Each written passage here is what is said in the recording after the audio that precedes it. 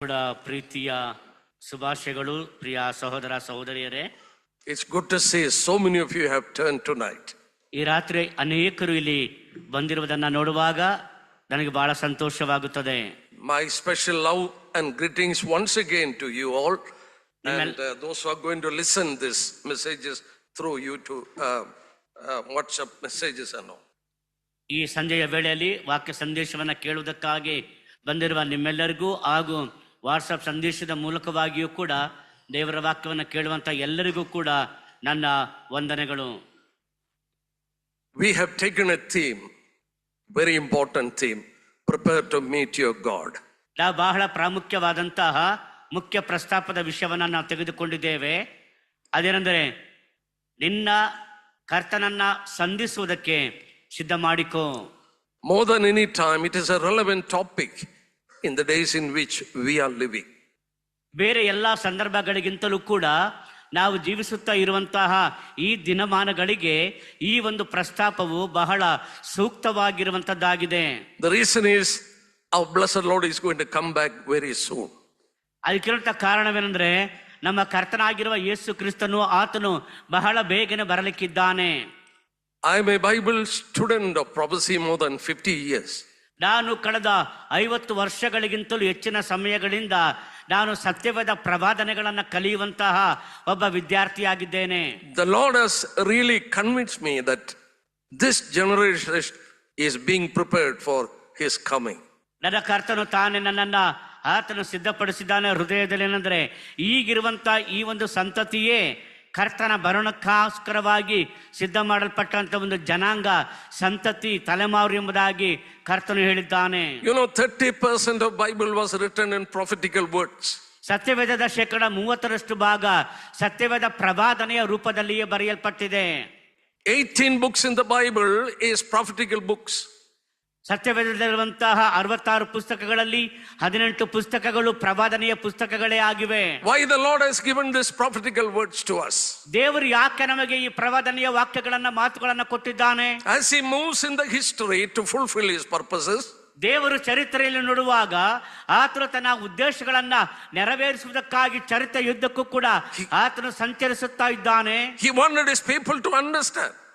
ಆತನ ಜನರು ಅದನ್ನು ಅರ್ಥ ಮಾಡಿಕೊಳ್ಳಬೇಕೆಂಬುದಾಗಿ ದೇವರು ಬಯಸುತ್ತಾನೆ.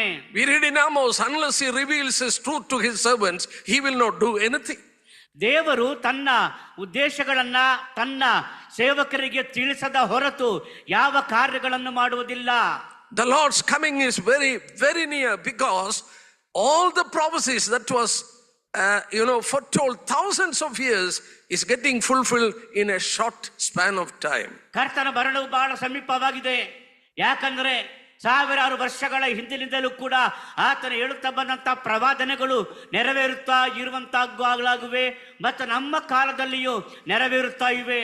Within the short period we are going to look into some of the aspect that is fulfilling in this time. ಸ್ವಲ್ಪ ಸಮಯದಲ್ಲಿಯೇ ನಮ್ಮ ಕಾಲದಲ್ಲಿ ನಮ್ಮ ಸಮಯಗಳಲ್ಲಿ ನೆರವೇರುತ್ತಾ ಇರುವಂತಹ ದೇವರ ಪ್ರವಾದನೆಗಳ ಕುರಿತಾಗಿ ನಾವು ಧ್ಯಾನ ಮಾಡೋಣ. Last night we were looking into the war that is taking place in the Middle East. ಕಳೆದ ರಾತ್ರಿ ನಾವೆಲ್ಲರೂ ಕೂಡ ಮಧ್ಯಪ್ರಾಚ್ಯ ರಾಷ್ಟ್ರಗಳಲ್ಲಿ ನಡೆಯುತ್ತಾ ಇರುವಂತಹ ಯುದ್ಧಗಳ ಕುರಿತಾಗಿ ನಾವು ಧ್ಯಾನ ಮಾಡುತ್ತಾ ಬಂದೆವು. The world will not be the same after this war is over. ಈ ಯುದ್ಧವು ಮುಗಿದ ನಂತರ ಪ್ರಪಂಚವು ಈಗಿರುವ ಸ್ಥಿತಿಯಲ್ಲಿಯೇ ಇರುವುದಿಲ್ಲ. Any person who read and understand the prophetical words can understand that it is being leading to certain fulfillment of biblical prophecies.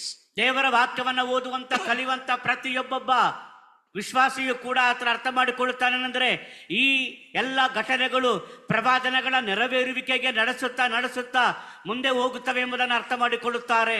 Before entering into the topic, let me remind you, Israel is the sign given to us to know that the nearness of the Lord's coming. ನಮ್ಮ ಅಧ್ಯಯನವನ್ನು ಮುಂದುವರಿಸಲಿಕ್ಕೆ ಮುಂಚಿತವಾಗಿ ನಾನು ಹೇಳುತ್ತೇನೆ, Israel ಅದೇ ಈ ಕಡೆಯ ದಿನಗಳಲ್ಲಿ ದೇವರ ಪ್ರವಾದನೆಯ ನೆರವೇರುವಿಕೆಗೆ ಮುಖ್ಯ ಕೇಂದ್ರ ಬಿಂದುವಾಗಿರುತ್ತದೆ. A tiny country, only 467 kilometers long, and the widest part is 135 kilometers. ಬಹಳ ಚಿಕ್ಕ ದೇಶ, 463 ಕಿಲೋಮೀಟರ್ನಷ್ಟು ಉದ್ದ, ಹಾಗೂ 167 ಕಿಲೋಮೀಟರ್ ಅಷ್ಟು ಅಗಲವಿರುವಂತಹ ಅತ್ಯಂತ ಕಿರಿದಾದ ಚಿಕ್ಕ ದೇಶವಾಗಿದೆ Israel. Probably the size is only about the 2 districts of us. ಬಹುಶಃ ಹೇಳುವುದಾದ್ರೆ ನಮ್ಮಲ್ಲಿರುವಂತಹ ಜಿಲ್ಲೆಗಳಲ್ಲಿ 2 ಜಿಲ್ಲೆಗಳಷ್ಟು ಮಾತ್ರವೇ ಇದೆ. And they are surrounded by 23 Islamic nations. ಆ ಚಿಕ್ಕ ದೇಶವು ಸುಮಾರು 23 Islamic ರಾಷ್ಟ್ರಗಳಿಂದ ಆವರಿಸಲ್ಪಟ್ಟಿದೆ. They wanted to wipe out this nation. ಆ 23 ರಾಷ್ಟ್ರಗಳೆಲ್ಲವೂ ಕೂಡ ಇಸ್ರೇಲ್ ಅನ್ನ ಅಳಿಸಿ ಹಾಕುವುದಕ್ಕಾಗಿ ಪ್ರಯತ್ನ ಪಡುತ್ತಲೇ ಇವೆ. They are in constant war with the neighboring countries because they wanted this country to be annihilated. Israel ತನ್ನ ಸುತ್ತಮುತ್ತಲಿರುವಂತ ಎಲ್ಲ 23 ರಾಷ್ಟ್ರಗಳೊಂದಿಗೆ ಅದು ಯುದ್ಧ ಮಾಡುತ್ತಲಿದೆ. ಯಾಕಂದ್ರೆ ಆ 23 ರಾಷ್ಟ್ರಗಳು ಕೂಡ ಇಸ್ರೇಲ್ ಅನ್ನ ಈ ಭೂಪಟದಿಂದಲೇ ಅಳಿಸಿ ಬಿಡಬೇಕೆಂದು ಪ್ರಯತ್ನ ಪಡುತ್ತಾ ಇವೆ. They cannot be annihilated because they are known as the apple of God's eyes. ಆ ರೀತಿಯಲ್ಲಿ ಅವರು ಅಳಿಸಾಕಲ್ಪಡಲಿಕ್ಕೆ ಸಾಧ್ಯವಿಲ್ಲ. ಯಾಕಂದ್ರೆ ಇಸ್ರಾಯೇಲ್ಯರು ದೇವರ ಕಣ್ಣು ಗುಡ್ಡೆಯಾಗಿದ್ದಾರೆ ಎಂಬುದಾಗಿ ನಾವು ಓದುತ್ತೇವೆ. And it is He who has brought them back to the promised land given to them. ಕರ್ತನು ತಾನೇ ಅವರಿಗೆ ಕೊಡಲ್ಪಟ್ಟಂತ ವಾಗ್ದತ್ತ ದೇಶಕ್ಕೆ ಅವರನ್ನ ಪುನಃ ಕರೆತಂದವನಾಗಿದ್ದಾನೆ. That land is known as promised land because it was promised to their forefathers to give them as an eternal heritage. ಆ ದೇಶವು ಅವರಿಗೆ ನೋಡುವಾಗ ಅವರಿಗೆ ಕೊಡಲ್ಪಟ್ಟದ್ದಾಗಿದೆ. ಯಾಕಂದ್ರೆ ಅವರ ಮೂಲ ಪಿತೃಗಳಿಗೆ ದೇವರು ತಾನೇ ಸ್ವಾಸ್ಥ್ಯವಾಗಿ ಕೊಟ್ಟಂತ ಭೂಮಿಯೇ ಆ ಒಂದು ಇಸ್ರೇಲ್ ದೇಶ. Even the other events that is happening in the world is something related to this nation. ಯಾವ ಈ ಪ್ರಪಂಚದಲ್ಲಿ ಸಂಭವಿಸುತ್ತಾ ಇರುವಂತಹ ಘಟನೆಗಳನ್ನು ನೋಡುವಾಗ ಒಂದಲ್ಲ ಒಂದು ರೀತಿಯಲ್ಲಿ ಈ ಇಸ್ರೇಲಿಗೆ ಸಂಬಂಧಪಟ್ಟದ್ದೇ ಆಗಿರುತ್ತವೆ. Matthew chapter 24 and 25. ಮತ್ತಾಯ ಸುವಾರ್ತೆ 24 ಮತ್ತು 25ನೇ ಅಧ್ಯಾಯ. We know it is known as the Olivet discourse. ಇದನ್ನು ನಾವೆಲ್ಲರೂ ಕೂಡ ಆ ಒಂದು ಎಣ್ಣೆ ಮರಗಳ ಗುಡ್ಡದ ಸಂಭಾಷಣೆ ಎಂಬುದಾಗಿ ಕರೆಯುತ್ತೇವೆ. Keep it in mind that chapter 24 and 25, which is the Olivet discourse. ಈ ಮತ್ತಾಯ ಸುವಾರ್ತೆ 24 ಮತ್ತು 25ನೇ ಅಧ್ಯಾಯ ಅದು ಎಣ್ಣೆ ಮರಗಳ ಗುಡ್ಡದ ಸಂಭಾಷಣೆಯ ಅಧ್ಯಾಯಗಳನ್ನು ಕರೆಯುತ್ತಾರೆ. That is prophetically, that is not told to the church, it is given to the nation of Israel. ಅದು ಸಭೆಗೆ ಕೊಡಲ್ಪಟ್ಟಂತಹ ಪ್ರವಾದನೆಯ ಮಾತುಗಳ ಬದಲಾಗಿ ಇಸ್ರೇಲ್ ಅಥವಾ ಯಹೂದ್ಯರಿಗೆ ಕೊಡಲ್ಪಟ್ಟಂತಹ ಪ್ರವಾದನೆಯ ಮಾತುಗಳಾಗಿವೆ. It cannot be fulfilled in the church. ಸಭೆಗೆ ಅದು ಯಾವತ್ತೂ ಕೂಡ ನೆರವೇರುವುದಿಲ್ಲ. For example, you look at chapter 24, ಉದಾಹರಣೆಗೆ 24ನೇ ಅಧ್ಯಾಯವನ್ನು ನೋಡಿರಿ, verses 15. ಅದರ When you 15ನೇ ವಚನವನ್ನು ನೋಡಿರಿ. When you see the abomination of desolation standing in the holy place, ನೋಡುವ ಹೇಳುತ್ತೆ ದೇವರ ವಾಕ್ಯ ಹೀಗೆ ಹೇಳುತ್ತದೆ, ಹಾಳು ಮಾಡುವ ಅಸಹ್ಯ ವಸ್ತುವು ಪವಿತ್ರ ಸ್ಥಾನದಲ್ಲಿ ನಿಂತಿರುವುದನ್ನು ನೀವು ಕಾಣುವಾಗ. that is the verse that is uttered to the people of Israel, not to the church. ಆ ಒಂದು ಮಾತು ಹೇಳಲ್ಪಟ್ಟದ್ದು ಬರೆಯಲ್ಪಟ್ಟದ್ದು ಯಹೂದ್ಯರಿಗೆ ಹೊರತು ಸಭೆಗಲ್ಲ. Because the temple that is going to be rebuilt in Israel, it will be desecrated by Antichrist. When you see that, you should know certain things. ಯಾಕಂದರೆ ಅಲ್ಲಿ ನೋಡುವಂತ ಮಾತು ಹಾಳು ಮಾಡುವ ಅಸಹ್ಯ ವಸ್ತು ಅಂದ್ರೆ ಯೆರೂಸಲೇಮಿನಲ್ಲಿ ಕಟ್ಟಲ್ಪಡುವಂತಹ ಆ ದೇವಾಲಯದಲ್ಲಿ ಹಾಳು ಮಾಡುವ ಅಸಹ್ಯ ವಸ್ತುವಾಗಿ ಕ್ರಿಸ್ತ ವಿರೋಧಿಯು ತನ್ನ ಆ ಒಂದು ಪ್ರತಿಮೆಯನ್ನು ಸ್ಥಾಪಿಸುತ್ತಾನೆ. Verses 16. 16ನೇ ವಚನ, those who are in Judea flee to the mountains. It is not to the church, but it is to the people who are living in Judea. 16ನೇ ವಚನ ಹೇಳುವ ಹಾಗೆ ಯೂದಾಯದಲ್ಲಿರುವವರು ಬೆಟ್ಟಗಳಿಗೆ ಓಡಿ ಹೋಗಲಿ. What I want to point out to you is these 2 chapters is exclusively written to the Jewish people. ಯಹೂದ್ಯರಿಗೆ ಈ 2 ಅಧ್ಯಾಯಗಳು ಬರೆಯಲ್ಪಟ್ಟದ್ದಾಗಿದೆ. This is not to the church. ಇದು ಸಭೆಗಲ್ಲ. We can take a spiritual meaning from there only. ಅದರಿಂದ ನೀವು ಕೇವಲ ಆತ್ಮಿಕ ಅರ್ಥಗಳನ್ನು ಮಾತ್ರ ತೆಗೆದುಕೊಳ್ಳಬಹುದು. But in this chapter, ಆದ್ರೆ ಈ ಅಧ್ಯಾಯದಲ್ಲಿ disciples asked one question. ಶಿಷ್ಯರು ಒಂದು ಪ್ರಶ್ನೆ ಕೇಳುತ್ತಾರೆ, what is a sign of your coming? ನಿನ್ನ ಬರೋಣಕ್ಕೆ ಸೂಚನೆ ಏನು? Have you noted that? ನೀವು ಅದನ್ನು ಗಮನಿಸಿದ್ದೀರಾ? Knowingly or unknowingly, they asked him only for one sign. ತಿಳಿದೋ ತಿಳಿಯದೆಯೋ ಅವರು ಒಂದು ಪ್ರಶ್ನೆ ಕೇಳುತ್ತಾರೆ, ಏನಂತಂದ್ರೆ ಸೂಚನೆ ಏನು? ಏಕವಚನ ಒಂದೇ. We read it in verses 3. 3ನೇ ವಚನದಲ್ಲಿ ನಾವು ಓದುತ್ತೇವೆ, what is a sign of your coming? ಅವರು ಕೇಳುತ್ತಾರೆ, ನೀನು ಪ್ರತ್ಯಕ್ಷನಾಗುವುದಕ್ಕೂ ಇದಕ್ಕೆ ಸಮಾಪ್ತಿಗೂ ಸೂಚನೆ ಏನು? They asked for only one sign. ಅವ್ರು ಒಂದೇ ಒಂದು ಸೂಚನೆಗಾಗಿ ಕೇಳುತ್ತಾರೆ. How many signs did Jesus say? ಯೇಸು ಕ್ರಿಸ್ತನು ಎಷ್ಟು ಸೂಚನೆಗಳನ್ನ ಹೇಳುತ್ತಾನೆ? Only one sign. ಒಂದೇ ಸೂಚನೆ. Verses 32 onwards. ನೋಡುವಾಗ Now 32ನೇ learn a ವಚನ parable of the fig tree.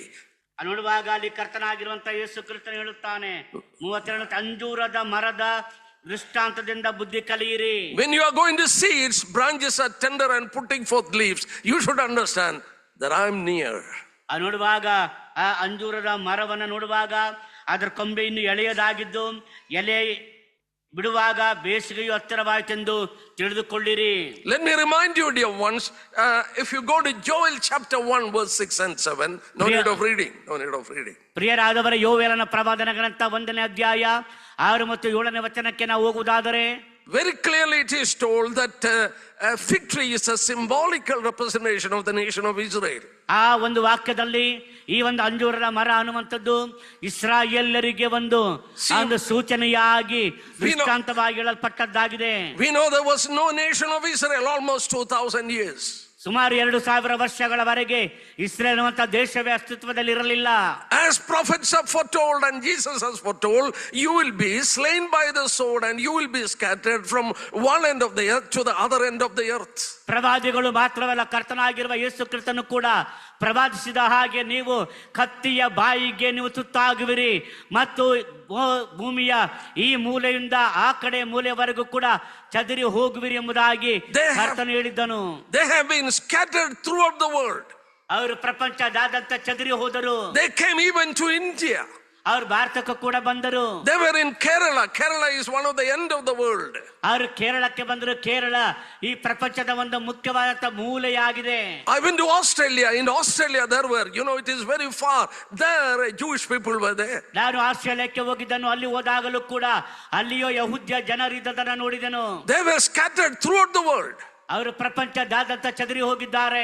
It was impossible for them to come back and establish their nation. ಅವರು ಹಿಂತಿರುಗಿ ಬಂದವರಾಗಿ ಒಂದು ದೇಶವನ್ನ ಸ್ಥಾಪನೆ ಮಾಡುವುದು ಸುಲಭವಲ್ಲ, ಬಹಳ ಕಷ್ಟಕರವಾದದ್ದೇ. But Jesus told, ಆದ್ರೆ ಯೇಸು ಕ್ರಿಸ್ತನು a ಹೇಳಿದನು, time is going to come when its branches are going to be tender and putting forth leaves. ಅಲ್ಲಿ ನೋಡುವಾಗ ಆತನು ಹೇಳುತ್ತಾನೆ, ಅಂಜೂರದ ಮರದ ಕೊಂಬೆಗಳು ಇನ್ನು ಎಳೆಯದಾಗಿದ್ದು ಎಲೆ ಬಿಡುವಾಗ ಬೇಸಿಗೆಯು ಹತ್ತಿರವಾಯಿತು ಎಂದು ತಿಳುಕೊಳ್ಳುತ್ತೀರಾ.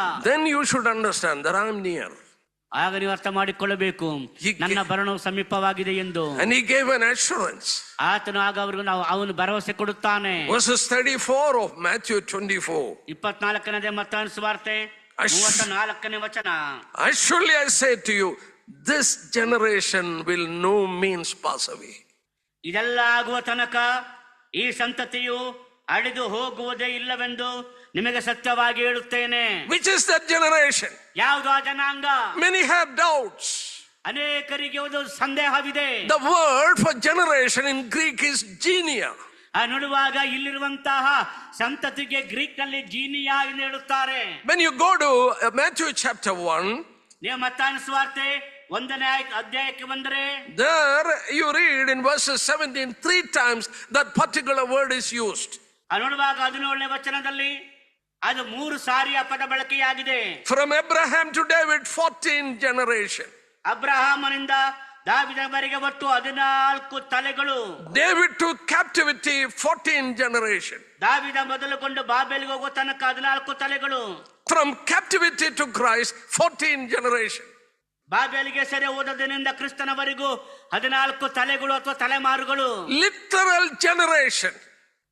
ಅಕ್ಷರಶವಾದಂತ ಜನಾಂಗಗಳು. It is the same word that is used in Matthew 24 and verse 32. ಅದೇ ತಲೆಗಳು ಅಥವಾ ತಲೆಮಾರು ಅಂತ ಪದವನ್ನೇ ಈ ಮತ್ತಾಯ 24ನೇ ಅಧ್ಯಾಯ 34ನೇ ವಚನದಲ್ಲಿ ಬಳಸಲ್ಪಟ್ಟಿದೆ. What is the meaning of it?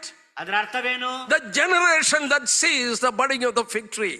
ಆ ಒಂದು ಅಂಜೂರದ ಮರ ಚಿಗುರುವುದನ್ನ ನೋಡುವ ತಲೆಮಾರು ಅಥವಾ ಸಂತತಿ. Do you believe that? ನೀವು ನಂಬ್ತೀರಾ ಅದನ್ನ? We will not believe. That is the reason he told, surely I say to you. ನಾನು ನಂಬುವುದಿಲ್ಲ, ಅದಕ್ಕೆ ಆತ ಹೇಳುತ್ತಾನೆ, ನಿಮಗೆ ನಿಜ ನಿಜವಾಗಿ ಹೇಳುತ್ತೇನೆ. Heaven and earth will pass away, but my word will never pass. Again he gave the assurance. ಆಕಾಶವು ಭೂಮಿಯು ಅಳಿದು ಹೋಗುವು, ಆದರೆ ನನ್ನ ಮಾತುಗಳು ಅಳಿದು ಹೋಗುವುದಿಲ್ಲ ಎಂಬುದಾಗಿ ಆತನು ಭರವಸೆಯಿಂದ ಹೇಳುತ್ತಾನೆ. This, the generation that has seen the budding of the fig tree, ಈ ಒಂದು ಸಂತತಿ ತಲೆಮಾರು ಆ ಒಂದು ಆ ಅಂಜೂರದ ಮರ ಚಿಗುರುವುದನ್ನ ನೋಡುತ್ತಾರೆ. It is coming back of the Jewish people. ಅದು ಯಹೂದ್ಯರು ಹಿಂತಿರುಗಿ ಬರುವುದರ ಸೂಚಕ. We know in 1948, May 14th, that they became independent. ನಮಗೆ ಗೊತ್ತಿರುವ ಹಾಗೆ 1948 ಮೇ 14ನೇ ತಾರೀಕು ಅವರು ಸ್ವತಂತ್ರ ದೇಶವಾಗಿ ರೂಪಿತವಾದರು. The Lord has revealed us what is the program that is going to happen. ಕರ್ತನು ತಾನು ಏನಾಗುತ್ತದೆ ಎನ್ನುವಂತಹ ಆ ಕಾರ್ಯಕ್ರಮವನ್ನ ಆತನು ಪ್ರಕಟಿಸಿದ್ದಾನೆ. Next program that should happen in God's, dispensational truth is a rapture. ಆ ದೇವರ ಕಾರ್ಯಕ್ರಮದ ಪ್ರಕಾರವಾಗಿ ಮುಂದಿನ ಒಂದು ಪ್ರಾಮುಖ್ಯವಾದ ಕಾರ್ಯಕ್ರಮ ಯಾವುದು ಅಂದರೆ ಸಭೆಯ ಎತ್ತಲ್ಪಡುವಿಕೆ. Only after the rapture take place, God can deal with them. ಸಭೆ ಎತ್ತಲ್ಪಡುವಿಕೆಯ ನಂತರವೇ ದೇವರು ಆ ಯಹೂದ್ಯ ಜನರೊಂದಿಗೆ ಆತನು ವ್ಯವಹರಿಸುತ್ತಾನೆ. Daniel chapter 9 teaches that. ದಾನಿಯೇಲ ಪ್ರವಾದನ ಗ್ರಂಥ 9ನೇ ಅಧ್ಯಾಯ ಅದನ್ನೇ ನಮಗೆ ಕಲಿಸಿಕೊಡುತ್ತದೆ. 70 weeks of Daniel. ದಾನಿಯೇಲನ 70 ವಾರಗಳ ಆ ಒಂದು ದರ್ಶನ ಅಥವಾ ಪ್ರವಾದನೆ. Oh Daniel, 70 weeks are determined for your people and your holy city. ದಾನಿಯೇಲ ನಿನ್ನ ಜನರಿಗೂ ನಿನ್ನ ಪರಿಶುದ್ಧ ಪುರಕ್ಕೂ 70 ವಾರಗಳು ಅವು ನಿರ್ಧರಿಸಲ್ಪಟ್ಟಿವೆ. Your people is Jewish people. ನಿನ್ನ ಜನರು ಯಹೂದ್ಯ ಜನರೇ. And your city, holy city is Jerusalem. ನಿನ್ನ ಪರಿಶುದ್ಧ ಪಟ್ಟಣ ಅಂದ್ರೆ ಅದು ಯೆರೂಸಲೇಮ್. See, 70 weeks are determined. 70 ವಾರಗಳು ನಿಷ್ಕರ್ಷೆ ಮಾಡಲ್ಪಟ್ಟಿವೆ. Literally 69 weeks have fulfilled exactly as it is told. 69 ವಾರಗಳು ಕರ್ತನು ಹೇಳಿದ ಹಾಗೆ ಅಕ್ಷರಶಃವಾಗಿ ನೆರವೇರಿದೆ. When 69 weeks was over, Mashiach was cut off. Christ was crucified. 69 ವಾರಗಳಾದ ಮೇಲೆ ಮೆಸ್ಸಿಯನು ಛೇದಿಸಲ್ಪಟ್ಟನು, ಆತನು ಹತನಾದನು. There is one more week remaining. ಒಂದು ವಾರ ಉಳಿದುಕೊಂಡಿದೆ. There is 7 more years is remaining. 7 ವಾರಗಳು ಇನ್ನು ಉಳಿದುಕೊಂಡಿದೆ.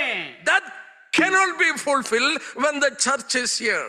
ಸಭೆ ಈ ಭೂಮಿ ಮೇಲೆ ಇರುವ ತನಕ ಅದು ನೆರವೇರುವುದಿಲ್ಲ. The reason this is exclusively for the Jewish people, not for the church. ಕಾರಣ ಈ 7 ವಾರಗಳು ಅದು ಕೇವಲ ಯಹೂದ್ಯರಿಗಾಗಿ ಮಾತ್ರ ಮೀಸಲಾಗಿರುವಂತದ್ದು, ಸಭೆಗಲ್ಲ ಪ್ರಿಯರೇ. Once the church is removed from here, ಒಮ್ಮೆ ಸಭೆಯು ಈ ಭೂಲೋಕದಿಂದ ತೆಗೆಯಲ್ಪಟ್ಟಾಗ ಎತ್ತಲ್ಪಟ್ಟಾಗ the Lord is going to deal with them again. ಕರ್ತನು ಮತ್ತೊಮ್ಮೆ ಇಸ್ರಾಯೇಲರೊಂದಿಗೆ ಅಥವಾ ಯಹೂದ್ಯರೊಂದಿಗೆ ವ್ಯವಹರಿಸುತ್ತಾನೆ. That's the time of Jacob's trouble. ಅದನ್ನೇ ಯಾಕೋಬನ ಸಂಕಟ ಕಾಲ ಎಂದು ಕರೆಯುತ್ತದೆ ದೇವರ. There is a time of trouble that is going to come on the whole world. ಇಡೀ ಪ್ರಪಂಚದ ಮೇಲೆ ಯಾಕೋಬನ ಇಕ್ಕಟ್ಟಿನ ದಿನ ಬರಲಿದೆ. But the Lord has promised His church, I will keep you from the hour of trial that is going to come on the whole world. ದೇವರು ತಾನೇ ವಾಗ್ದಾನ ಮಾಡಿದ್ದಾನೆ, ಭೂಮಿಯ ಮೇಲೆಲ್ಲ ಬರ್ಲಿಕ್ಕಿರುವಂತಹ ಆ ಒಂದು ಹಿಂಸೆ ಸಂಕಷ್ಟದ ಸಮಯದಲ್ಲಿ ನಿನ್ನನ್ನು ತಪ್ಪಿಸಿ ಕಾಪಾಡುವೆನೆಂಬುದಾಗಿ ಕರ್ತನು ಹೇಳಿದ್ದಾನೆ. We saw from the scripture, unless the Jewish people acknowledge the Lord, He will not come back in glorious appearing to this world. ಯಹೂದ್ಯ ಜನರು ಕರ್ತನಾಗಿರುವ ಯೇಸು ಕ್ರಿಸ್ತನನ್ನ ಅವರು ಗುರುತಿಸಿ ಆತನನ್ನ ಅಂಗೀಕಾರ ಮಾಡಿಕೊಳ್ಳುವ ತನಕ ಕರ್ತನಾಗಿರುವ ಯೇಸು ಕ್ರಿಸ್ತನು ತನ್ನ ಮಹಿಮೆಯಲ್ಲಿ ಆತನ ಹಿಂತಿರುಗಿ ಬರುವುದಿಲ್ಲ. Look at Matthew chapter 23. ಮತ್ತಾಯನ ಸುವಾರ್ತೆ 23ನೇ ಅಧ್ಯಾಯವನ್ನು ನೋಡ್ರಿ. The Lord Himself spoke to them. ಕರ್ತನು ತಾನೇ ಅವರೊಂದಿಗೆ ಮಾತನಾಡಿದನು. Verses 38 and 39. 38-39ನೇ ವಚನ. Your house is left to you desolate. I said to you, you shall see me no more till you say, blessed is he who comes in the name of the Lord. ನಿಮ್ಮ ಆಲಯವು ನಿಮಗೆ ಬರಿದಾಗಿ ಬಿಟ್ಟಿದೆ. ಈಗಿನಿಂದ ಕರ್ತನ ಹೆಸರಿನಲ್ಲಿ ಬರುವವನಿಗೆ ಆಶೀರ್ವಾದ ಎಂದು ನೀವು ಹೇಳುವ ತನಕ ನೀವು ನನ್ನನ್ನು ನೋಡುವುದೇ ಇಲ್ಲವೆಂದು ನಿಮಗೆ ಹೇಳುತ್ತೇನೆ ಅಂದನು. The Jewish people who have, disowned him, those who they have cried aloud, crucify, we don't want him. ಇದೇ ಯಹೂದ್ಯರು ಅವರು ಹೇಳುತ್ತಾರೆ, ಈತ ನಮಗೆ ಬೇಡ, ಈತರನ್ನು ಶಿಲುಬೆಗೇರಿಸುವುದಾಗಿ ಕೂಗಿದರು. With their own mouth they had to confess him. ಅದೇ ಬಾಯಿಂದಲೇ ಅದೇ ಯಹೂದ್ಯರು ಅರಿಕೆ ಮಾಡಬೇಕು. Unless you confess, you will not see me. ನೀವು ಅರಿಕೆ ಮಾಡುವ ತನಕ ನನ್ನನ್ನು ನೋಡುವುದೇ ಇಲ್ಲ. How is it possible? ಅದು ಹೇಗೆ ಸಾಧ್ಯ? The Jewish people, 80% are secular people. ಯಹೂದ್ಯರಲ್ಲಿ 80% ಜನರು ಅವರು ಸೆಕ್ಯುಲರ್ ಆದಂತ ಜನರು. 50% are atheists. They don't believe in God at all. 50% ಯಹೂದ್ಯರು ಅವರು ನಾಸ್ತಿಕರು, ದೇವರನ್ನ ನಂಬುವುದೇ ಇಲ್ಲ. They are, very advanced, affluent people. And Tel Aviv, sorry to say, Tel Aviv is known as the capital of gay people of the world. ನೋಡುವಾಗ tell Aviv ಅಂತ ಪಟ್ಟಣ ನೋಡುವಾಗ ಸಲಿಂಗ ಕಾಮಿಗಳ ರಾಜಧಾನಿ ಎಂದು ಕರೆಯಲ್ಪಡುತ್ತಾ ಇದೆ. How can they accept Jesus? ಅವರು ಹೇಗೆ ಅವರು ಯೇಸುವನ್ನ ಅಂಗೀಕರಿಸುತ್ತಾರೆ? Probably there is only 1% Messianic Jews who have put their trust in the Lord. ಅದರಲ್ಲಿ ಒಬ್ಬನೇ ಒಬ್ಬ ಮೆಸ್ಸಿಯಾನಿಕ್ ಯಹೂದ್ಯ ಇದ್ದಾನೆ, ಆತನ ಯೇಸು ಕ್ರಿಸ್ತ ನಂಬಿಕೆ ಇಡುತ್ತಾನೆ. They are in this world because yesterday we looked into it because of United States. ಯಾವುದು ಅಂತ ಹೇಳಿದ್ರೆ ನೆನ್ನೆ ನೋಡಿದೇವನಂತಾರೆ ಅಮೆರಿಕ ಸಂಯುಕ್ತ ಸಂಸ್ಥಾನ ಅದೊಂದು ಇರುವುದರಿಂದಲೇ God created a country known as America. ದೇವರು ಆ ದೇಶವನ್ನ ಅಮೆರಿಕ ಎಂಬುದಾಗಿ ಆತನು ಸೃಷ್ಟಿ ಮಾಡಿದ್ದಾನೆ. There was no country known as America. America ಅನ್ನುವಂತ ದೇಶವೇ ಇರಲಿಲ್ಲ. It was created by immigrants. ಆ ನೋಡುವಾಗ ಆರ್ತಿನ ವಲಸೆ ಹೋದವರಿಂದಲೇ ಆ ದೇಶವು ಸೃಷ್ಟಿಯಾಯಿತು. Only 250 years back the immigrants from Europe landed there. 250 ವರ್ಷಗಳ ಹಿಂದೆ ಯುರೋಪ್ನಿಂದ ವಲಸೆ ಹೋದಂತ ಜನರು ಆ ದೇಶದಲ್ಲಿ ಅವರು ಹೋಗಿ ಅವರು ನೆಲೆಸಿದರು. America has to abandon them. ನೋಡುವಾಗ ಅಮೆರಿಕ ಅವರನ್ನ ನಿಷಿದ್ಧ ಮಾಡಬೇಕಾಗಿತ್ತು, ನಿಷೇಧಿಸಬೇಕಾಗಿತ್ತು. There won't be anybody with us to side Israel. That's what we read in Jeremiah chapter 30. ಯೆರೆಮೀಯನ ಗ್ರಂಥ 30ರಲ್ಲಿ ಓದುವ ಹಾಗೆ ಈ ಯಹೂದ್ಯರ ಪರವಾಗಿ ನಿಲ್ಲುವವರು ಯಾರೊಬ್ಬರು ಇಲ್ಲ. Verses 13 and 14. 13 ಮತ್ತು 14ನೇ ವಚನ. There is no one to plead your cause. ನಿನ್ನ ಕಣ್ಣೀರನ್ನ ಒರೆಸುವುದಕ್ಕೆ, ನಿನ್ನ ಆ ಒಂದು ಸಮಸ್ಯೆಗಳನ್ನ ಕೇಳುವುದಕ್ಕೆ ಯಾರು ಇಲ್ಲ. All your friends have forgotten you. ನಿನ್ನ ಎಲ್ಲಾ ಸ್ನೇಹಿತರು ನಿನ್ನನ್ನ ಮರೆತು ಬಿಟ್ಟರು. There won't be America to plead for Israel in United Nations. ಅಯ್ಯೋ, ಈ ಒಂದು ವಿಶ್ವಸಂಸ್ಥೆಯಲ್ಲಿ ಇಸ್ರೇಲ್ನ ಪರವಾಗಿ ಮಾತಾಡುವುದಕ್ಕೆ ಅಥವಾ ಅದರ ಪರವಾಗಿ ಹೇಳುವುದಕ್ಕೆ ಅಮೆರಿಕ ದೇಶ ಕೂಡ ಇರುವುದಿಲ್ಲ. There is a reason they will make a covenant for protection with Antichrist in the 7 years. That is not with America but with the Antichrist. ಆದ್ದರಿಂದಲೇ ಆ 7 ವರ್ಷಗಳ ಉಪದ್ರವ ಕಾಲದಲ್ಲಿ ಇಸ್ರೇಲ್ನವರು ಅಥವಾ ಯಹೂದ್ಯರು ಕ್ರಿಸ್ತ ವಿರೋಧಿಯೊಂದಿಗೆ ಅವರು ಒಡಂಬಡಿಕೆ ಮಾಡಿಕೊಳ್ಳುತ್ತಾರೆ, ಅಮೆರಿಕದೊಂದಿಗೆ ಮಾಡಿಕೊಳ್ಳುವುದಿಲ್ಲ. America is going to have a big problem financially. America ದೇಶವು ಆರ್ಥಿಕವಾಗಿ ಬಹಳ ದೊಡ್ಡ ಸಂಕಷ್ಟಕ್ಕೆ ಗುರಿಯಾಗಲಿದೆ. Yesterday I have told you about that. They are in big financial trouble. ನಿನ್ನೆ ದಿವಸ ನಾನು ಅದರ ಬಗ್ಗೆ ಹೇಳಿದೆ, ಅವರು ಬಹಳ ದೊಡ್ಡ ಆರ್ಥಿಕ ಸಂಕಷ್ಟಕ್ಕೆ ಸಿಲುಕಿಕೊಳ್ಳಲಿದ್ದಾರೆ. And this war will bring another blow in their financial, state. ಈಗ ನಡೆಯುತ್ತಿರುವಂತ ಯುದ್ಧದ ಕಾರಣದಿಂದಾಗಿಯೂ ಕೂಡ ಅವರು ಇನ್ನೂ ಹೆಚ್ಚಿನ ಆರ್ಥಿಕ ಸಂಕಷ್ಟಕ್ಕೆ, ಸಾಲಕ್ಕೆ ಗುರಿಯಾಗಲಿದ್ದಾರೆ. Britain was one of the leaders of the world. ನಿಮಗೆ ಗೊತ್ತಾ, ಬ್ರಿಟನ್ ಇಡೀ ಪ್ರಪಂಚದಲ್ಲಿಯೇ ಒಂದು ನಾಯಕತ್ವದಲ್ಲಿದ್ದಂತ ದೇಶವಾಗಿತ್ತು. They became a normal country 1929 because of the depression, that is price going up, high price. 1929ರಲ್ಲಿ ಈ ತೈಲ ಬೆಲೆ ಹೆಚ್ಚಾದ ಕಾರಣ ಇಂಗ್ಲೆಂಡ್ ಆ ದೇಶವು ಕೂಡ ನಾಯಕತ್ವದಲ್ಲಿದ್ದ ದೇಶ ಸಾಮಾನ್ಯ ದೇಶದಂತಾಯಿತು. The same thing is happening with America. ಅದೇ ಸಂಗತಿಯು ಅಮೆರಿಕದೊಂದಿಗೂ ಸಂಭವಿಸುತ್ತದೆ. Where is the Roman Empire? Roman ಸಾಮ್ರಾಜ್ಯ ಎಲ್ಲಿದೆ? They have gone down because of moral, there are many, 3 reasons mainly: military spending, there are moral issues, etc. made Roman Empire to collapse. ನೋಡುವಾಗ ನೈತಿಕತೆ ಇಲ್ಲದ ಜೀವನ, ಆರ್ಥಿಕ ಸಂಕಷ್ಟ ಇವುಗಳ ನಿಮಿತ್ತವಾಗಿ ಈ ಒಂದು ರೋಮ್ ಸಾಮ್ರಾಜ್ಯವು ಕೂಡ ಹದಪತನವಾಯಿತು. Are you listening to the news? ನೀವು ವರ್ತಮಾನ ಪತ್ರಿಕೆಗಳಲ್ಲಿ ಆಗಲಿ ವಾರ್ತೆಗಳನ್ನು ಕೇಳುತ್ತಾ ಇದ್ದೀರಾ? The news is very clearly again and again is telling about Middle East issues. ವಾರ್ತೆಗಳನ್ನು ಕೇಳುವಾಗ ವಾರ್ತೆಗಳಲ್ಲಿ ಹೇಳುತ್ತಾರೆ ಪದೇ ಮಧ್ಯಪ್ರಾಚ್ಯ ರಾಷ್ಟ್ರಗಳಲ್ಲಿ ಆಗುತ್ತಿರುವಂತಹ ಆ ಯುದ್ಧದ ಕುರಿತಾಗಿ. Especially news is about Dubai. ವಿಶೇಷವಾಗಿ ದುಬೈ UAE. ಕುರಿತಾಗಿ UAE ಕುರಿತಾಗಿ ವಾರ್ತೆಗಳು ಬರುತ್ತಾ ಇವೆ. You know, UAE was the hub of world trade. ಈ UAE ಅನ್ನುವಂಥದ್ದು ಈ ಒಂದು ವಿಶ್ವ ಮಾರುಕಟ್ಟೆಯ ಒಂದು ಬಹಳ ಪ್ರಸಿದ್ಧವಾದಂತ ಒಂದು ಕೇಂದ್ರ. UAE became a center of world trade after Hong Kong was taken by China. ನೋಡುವಾಗ ಬರುವಂಥದ್ದು ಚೈನಾದವರಿಂದ ತೆಗೆದುಕೊಳ್ಳಲ್ಪಟ್ಟ ನಂತರ UAE ಅದು ಈ ವ್ಯಾಪಾರಗಳ ಕೇಂದ್ರವಾಯಿತು. Many of the American and other companies head office, regional head office was in Hong Kong, but they have come to Dubai to establish it after Hong Kong. America ಹಾಗೂ ಇತರ ಬಹಳ ಪ್ರಸಿದ್ಧ ದೊಡ್ಡ ದೊಡ್ಡ ದೇಶಗಳು ಹಾಂಗ್ಕಾಂಗ್ನಲ್ಲಿ ತಮ್ಮ ಕೇಂದ್ರ ಸ್ಥಾನವನ್ನ ಹಾಗೂ ತಮ್ಮ ಕೇಂದ್ರನ ಸ್ಥಾಪಿಸಿದ್ದರು. ಅದು ಪತನವಾದ ನಂತರ UAEಗೆ ಅದೆಲ್ಲವೂ ಕೂಡ ವರ್ಗಾವಣೆಗೊಂಡವು. Now there is all the possibility UAE will go down in history. ನೋಡುವಾಗ ಈ ಒಂದು UAE ಚರಿತ್ರೆಯಲ್ಲಿಯೇ ಅದು ಸಂಪೂರ್ಣವಾಗಿ ಅಧಪತನವಾಗುವಂತಹ ಆ ಒಂದು ಸಾಧ್ಯತೆಗಳು ಹೆಚ್ಚಾಗಿವೆ. When Dubai is going to go down, there has to be another place for world companies to have their head office. ಈ ಒಂದು ದುಬೈ ಎಲ್ಲಾ ವಿಷಯಗಳಲ್ಲಿಯೂ ಕೂಡ ಅದು ಬಿದ್ದು ಹೋದ ಮೇಲೆ ಎಲ್ಲ ಕಂಪನಿಗಳ ಸ್ಥಾಪನೆಗಾಗಿ ಅದರ ಬದಲಾಗಿ ಮತ್ತೊಂದು ಸ್ಥಳವು ಬೇಕಾಗುತ್ತದೆ. All the possibilities that Iraq is going to be rebuilt. ಎಲ್ಲಾ ಸಾಧ್ಯತೆಗಳು ಏನಂತಂದ್ರೆ ಇರಾಕ್ ಅದು ಪುನಃ ಕಟ್ಟಲ್ಪಡುತ್ತದೆ ಎನ್ನುವಂತ ಸಾಧ್ಯತೆಗಳಿವೆ. You know, if you study the scriptures, so many chapters are given in relation to Iraq. ದೇವರ ವಾಕ್ಯವನ್ನು ಓದುವಾಗ ಇರಾಕ್ಗೆ ಸಂಬಂಧಪಟ್ಟ ಹಾಗೆ ಅನೇಕ ಅಧ್ಯಾಯಗಳು ಬರೆಯಲ್ಪಟ್ಟಿವೆ. I will take only one passage. I cannot take all the passages. ನಾನು ಅದರಲ್ಲಿ ಒಂದು ವಾಕ್ಯ ಭಾಗವನ್ನು ಮಾತ್ರ ತೆಗೆದುಕೊಳ್ಳುತ್ತೇನೆ, ಎಲ್ಲ ವಾಕ್ಯ ಭಾಗಗಳನ್ನು ತೆಗೆದುಕೊಳ್ಳುವುದಿಲ್ಲ. You go to Isaiah 13.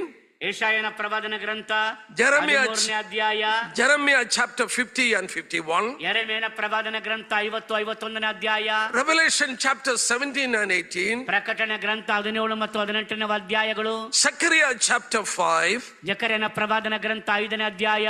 One passage I will take from Zechariah chapter 5. ನಾನು ಜಕರ್ಯನ ಪ್ರವಾದನ ಗ್ರಂಥ 5ನೇ ಅಧ್ಯಾಯದ ನಾನು ಒಂದು ವಾಕ್ಯ ಭಾಗವನ್ನು ತೆಗೆದುಕೊಳ್ಳುತ್ತೇನೆ. There the prophet says ಅಲ್ಲಿ ಪ್ರವಾದಿ ಹೇಳುತ್ತಾನೆ, Iraq, that is the place of Babylon, is going to be rebuilt again. ನೋಡುವಾಗ ಇರಾಕ್ ಅಂದರೆ ಪುರಾತನ ಬ್ಯಾಬಿಲೋನ್ ಅದು ಪುನಃ ಕಟ್ಟಲ್ಪಡುತ್ತದೆ ಎಂಬುದಾಗಿ ದೇವರ ವಾಕ್ಯ ಹೇಳುತ್ತದೆ. And it is written there that it is going to be the commercial hub of the world in the end time. ಅಂಥ ದಿನಗಳಲ್ಲಿ ಇರಾಕ್ ಅದು ಈ ಒಂದು ಆರ್ಥಿಕವಾದಂತಹ ತಂತ್ರಜ್ಞಾನದ ಮುಖ್ಯ ಕೇಂದ್ರವಾಗುತ್ತದೆ ಎಂಬುದಾಗಿ ಅಲ್ಲಿ ಓದುತ್ತೇವೆ. We will go little quickly because I want to cover up so many things.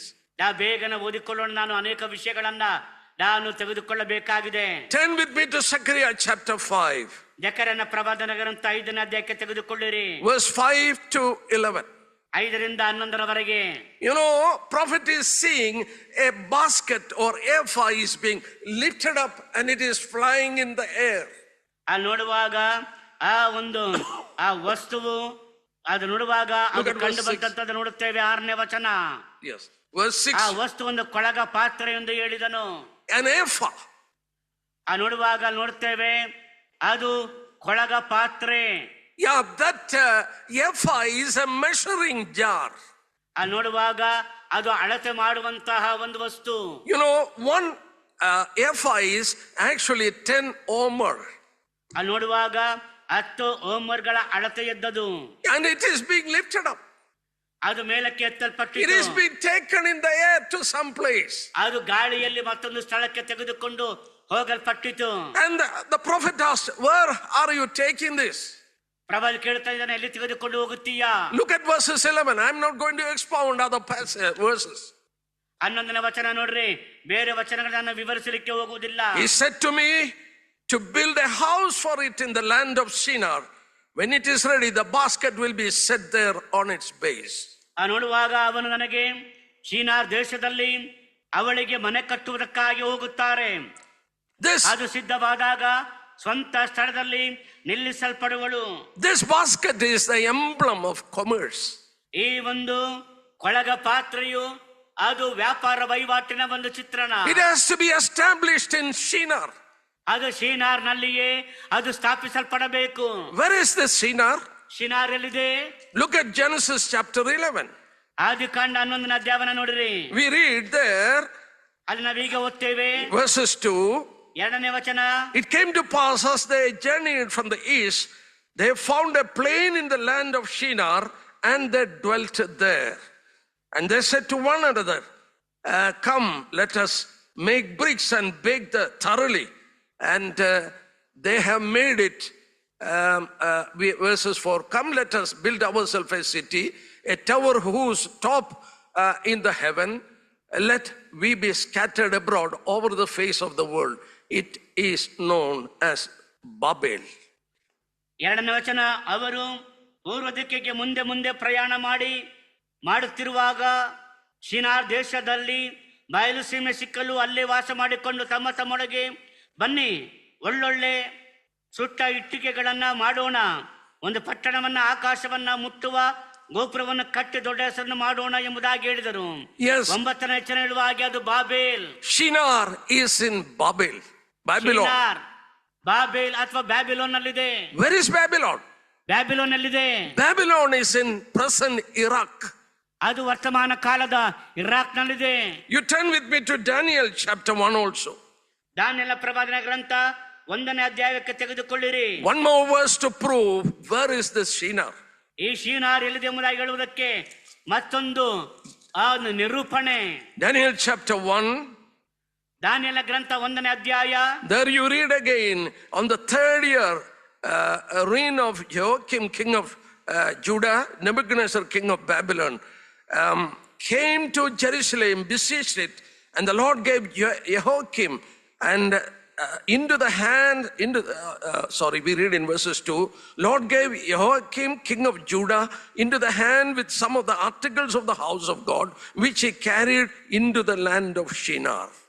ಆಗ ಕರ್ತನು ಯೆಹೂದದ ಅರಸನಾದ ಯೆಹೋಯಾಕೀಮನನ್ನು ದೇವಾಲಯದ ಅನೇಕ ಪಾತ್ರೆಗಳನ್ನು ಅವನ ವಶಕ್ಕೆ ಕೊಡಲು ಅವನು ಅವುಗಳನ್ನ ಶಿನಾರ್ ದೇಶಕ್ಕೆ ಸಾಗಿಸಿದನು. This is Babylonian captivity. ಇದು ಬ್ಯಾಬಿಲೋನಿನವರು ಮಾಡಿದಂತಹ ಒಂದು ಸೆರೆ ಒಯ್ದ ಘಟನೆ. So very clearly Shinar is Babylon. ಬಹಳ ಸ್ಪಷ್ಟವಾಗಿ ಶಿನಾರ್ ಅಂದರೆ ಅದು ಬ್ಯಾಬಿಲೋನ್ ಎಂಬುದಾಗಿ ಅರ್ಥ ಮಾಡಿಕೊಳ್ಳುತ್ತೇವೆ. Babylon is in Iraq.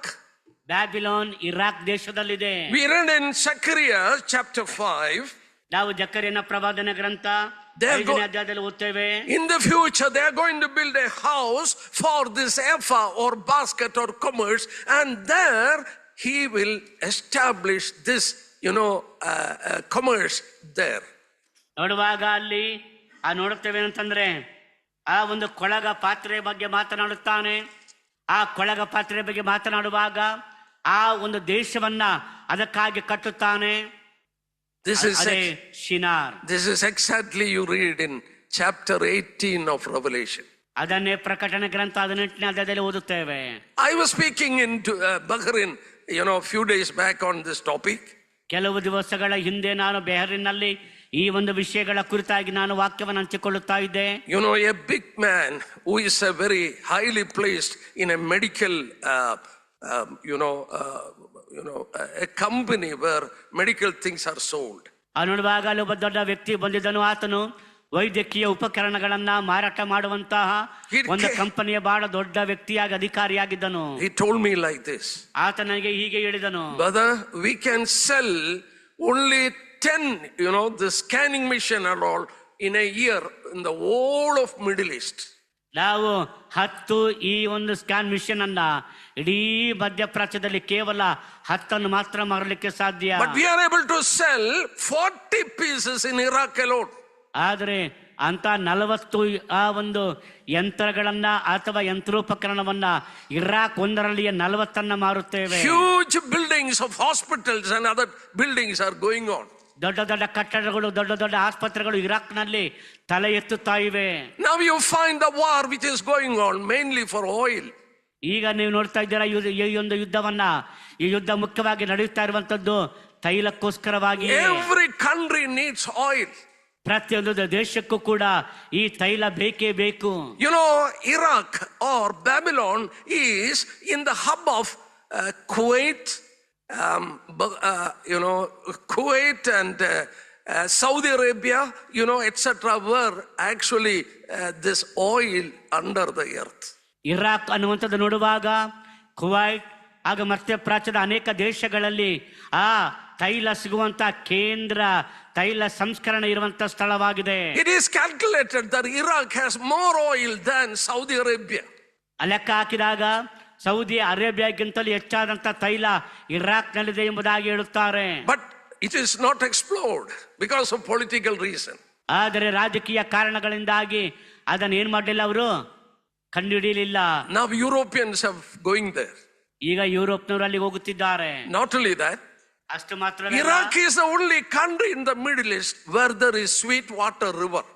ನೋಡುವಾಗ ಇರಾಕ್ ಒಂದೇ ದೇಶ ಅಂದ್ರೆ ಸಿಹಿ ನೀರು ಹರಿಯುವ ನದಿಗಳುಳ್ಳ ದೇಶ ಅಂದ್ರೆ ಇರಾಕ್ ಮಾತ್ರವೇ. None of the other countries who produces oil, they don't have sweet water river.